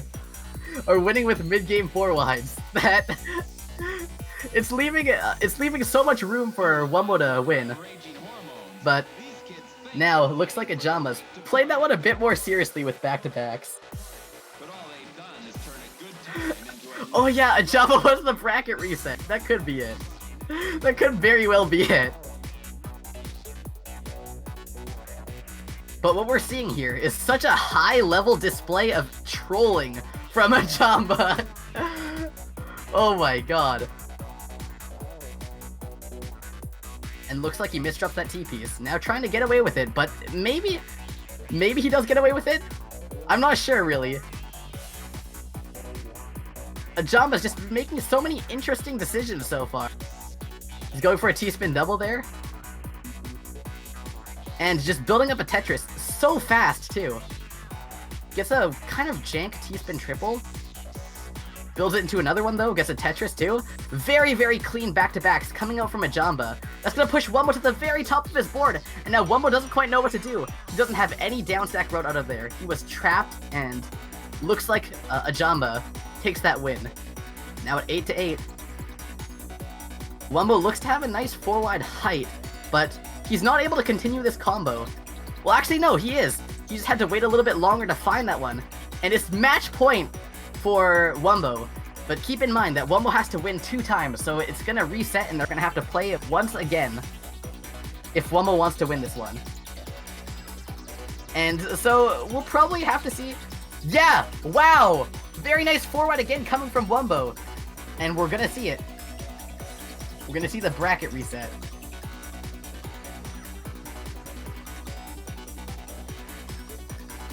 And hopefully A Jamba will take this next match a little bit more seriously during the bracket reset.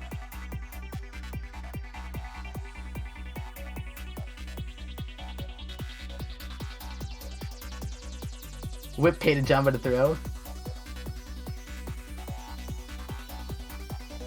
And now he'll use both hands. Yeah, I don't know how to explain it really. A Jamba's been just randomly going AFK in the middle of the match.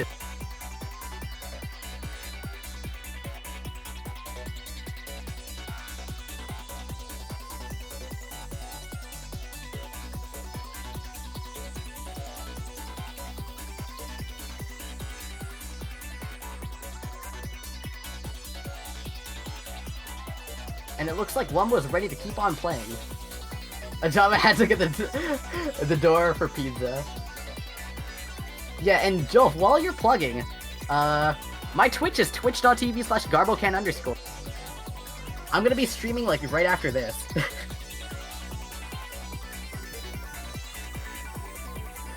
So yeah, twitch.tv/garbocan_. This isn't a shameful plug, dude. I deserve this plug, dude. Alright, and it looks like A Jamba seems to... Wait, he's trolling! He's trolling so hard! What is this? Oh my goodness, what is A Jamba doing? I don't know what's going on, but it seems like he's not even taking this seriously. Just losing another one instantly to Wumbo's 4-wide.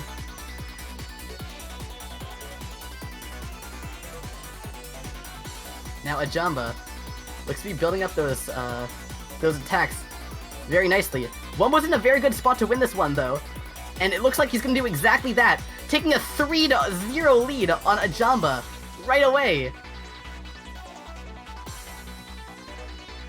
Will A Jamba actually start playing like how we all know A Jamba to play, or are we gonna keep seeing this kind of display of madness? We really don't know. So now it looks like A Jamba's finding his attacks more now. Going for some nice back-to-backs there, continuing it off, getting another Tetris into a T-spin double, and that's so much garbage going on to Wumbo's side. And now it looks like he's going for a TST tower? What? I don't know. A Jamba still seems to be trolling. But he does get away with it. Now Wumbo misdropping the Z-piece here. Getting a Z-spin, but it might be too late. Or maybe not, because during that time, A Jamba did not attack at all. He completely held it off.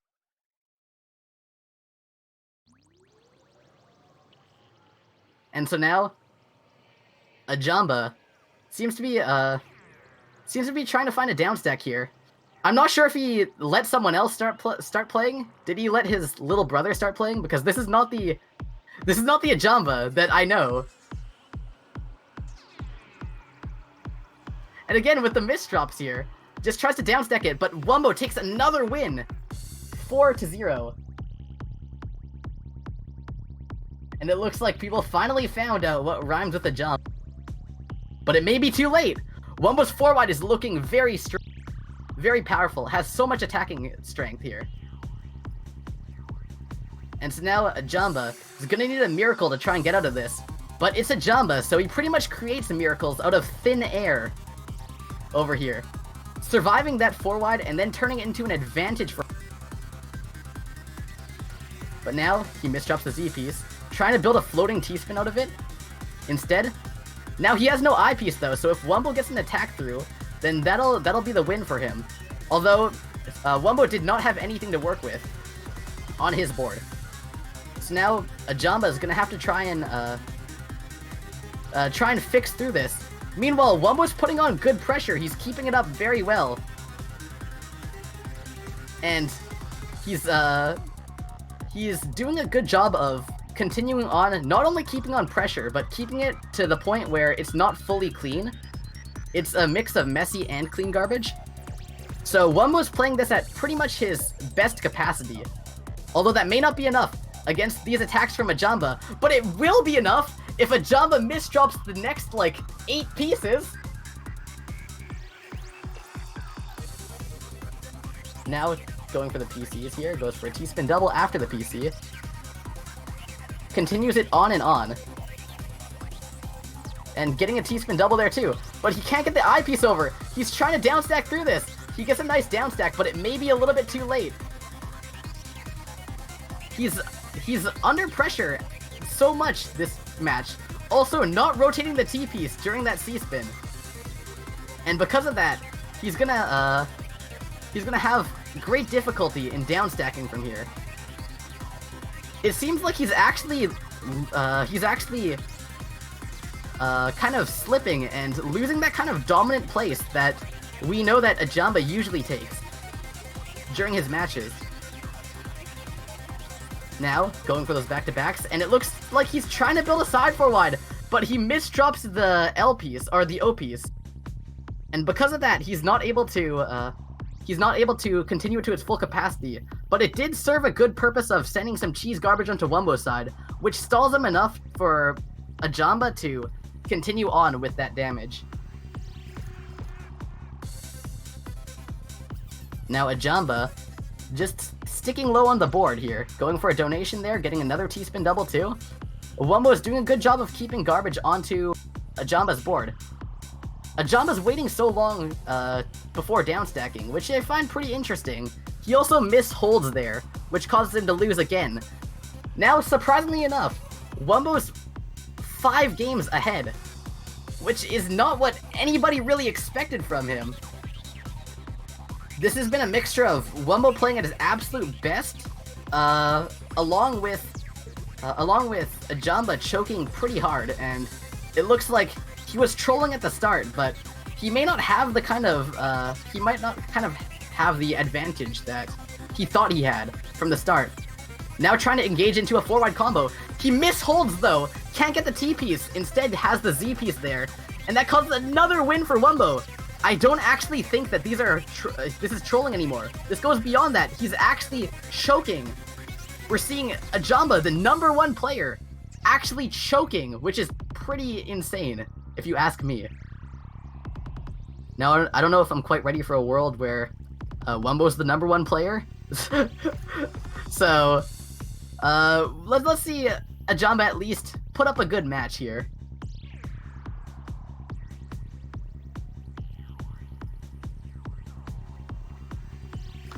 And now it looks like Wumbo has a nice 4-wide stacked here, and it might be enough, but A Jamba has a nice TSS at the very ending there, so he's going to be able to offset off that last bit of garbage.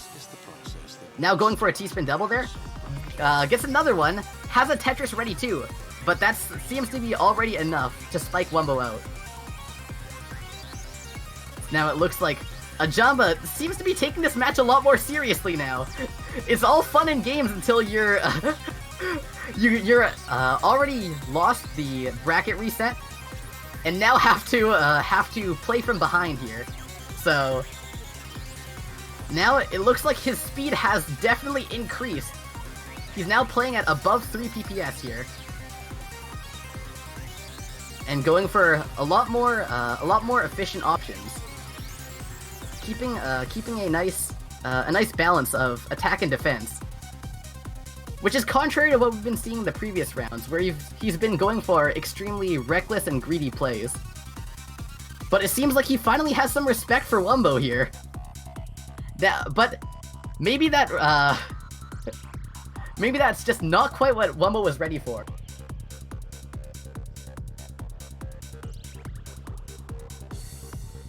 Now, bringing out that APM that we all know A Jamba for, the 160 APM. This is the A Jamba we've been waiting for. He's finally been awakened. Going for that second PC here, offsetting off a lot of Wumbo's forward attack.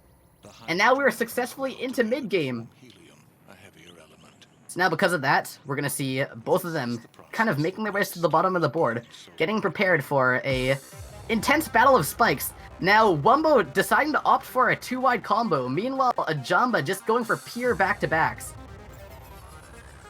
And it looks like A Jamba definitely made the better decision there, because he does get the advantage on Wumbo, but Wumbo has pretty clean garbage to work with. So if A Jamba can continue on this pressure, Wumbo's going to be able to send a lot back at A Jamba. But still, this is scary APM that's coming from A Jamba. Even though Wumbo was downstacking to the absolute best of his ability, 160 APM is absolutely nuts at keeping you at the top of the board. So even though it was clean garbage, just the sheer volume of how much garbage was being sent was enough to get A Jamba to win. And again, it's finally it. We get to see some real A Jamba play. Now, for those skeptics out in chat, this is what watching A Jamba actually looks like, and not whatever we were seeing before. And now, coming from behind, A Jamba takes the win there and gets to an 8-7 lead. Now going for more PCs too. And meanwhile, Wumbo just doesn't have the continuation for his forward that he needs, and it's match point for A Jamba here. A Jamba going for another PC here, going for a T-spin single, another T-spin double. And being pushed up to the very top of his board though, looks like he's not going to be doing any weird stall tactics at the top of his board though, like we were seeing before. He's holding nothing back against Wumbo. And it looks like both of them are under quite a lot of pressure. A Jamba's under more pressure than Wumbo, but it's A Jamba that we're talking about, so he's able to get out of it pretty easily. Now A Jamba misdrops a L piece, but he still gets out of it with relative ease. Again, both of them playing at pretty nice APMs. So now the downstack and the kind of route to the bottom is being paved out by both of them. A Jamba misdrops 2 pieces there, but he's going to be able to solve it with a T-spin double into a T-spin single, also going for another T-spin single there under so much pressure, yet still deciding to upstack. This is the kind of stuff that you see from A Jamba, putting on such a huge spike to Wumbo's side, but Wumbo also being no slacker when it comes to combos. He gets a nice combo out, and cancels off all of that garbage that A Jamba was sending. What I feel like haven't been addressing is how well that Wumbo's playing in these games. He's keeping it nice and consistent, not misdropping, and really putting on the pressure. And so now, only 1 game behind, Wumbo's doing pretty well for himself here. Now also continuing that 4-wide right through the garbage. A Jamba surviving though, and sitting pretty healthily right there at the middle of his board with all clean garbage.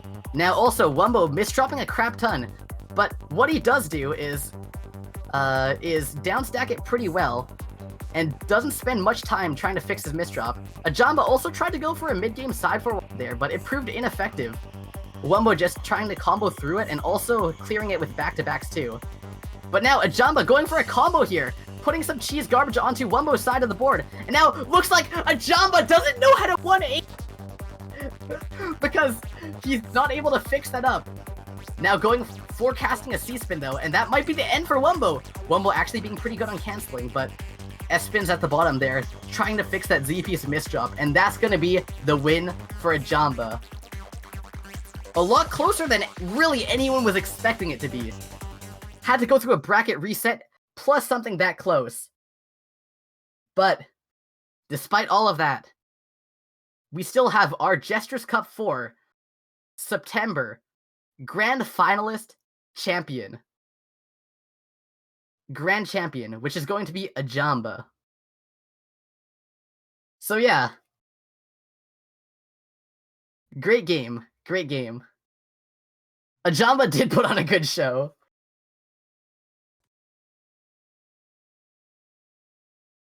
A Jamba is the master troll.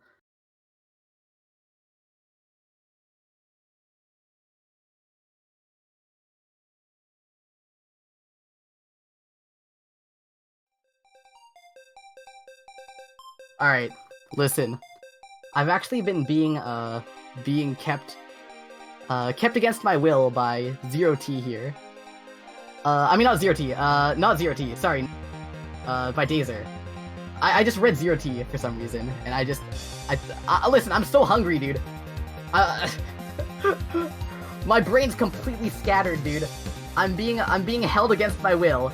I haven't eaten yet, and this is a cruel mistreatment of staff.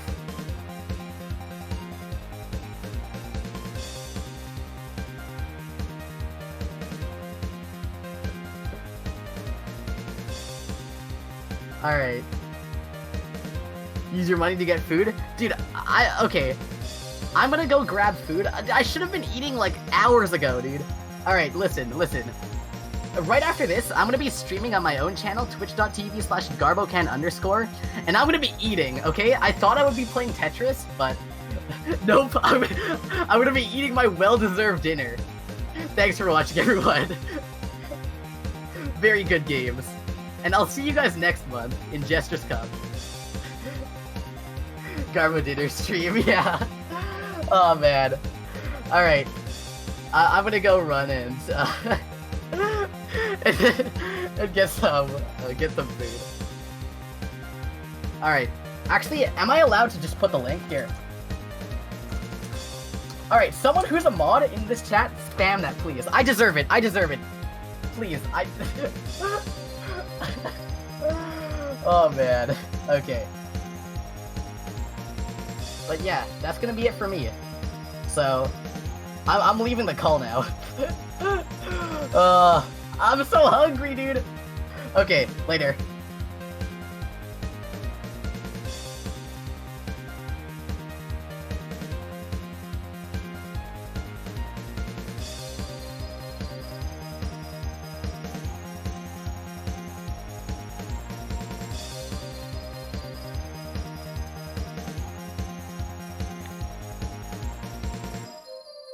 Well, that was Jstris Cup 4. Thank you so much for watching, guys. I hope you enjoyed the show. By the way, I'm Dazer. I was behind the scenes with Jules. Jules was also the streamer operator. Jules, you can say hi.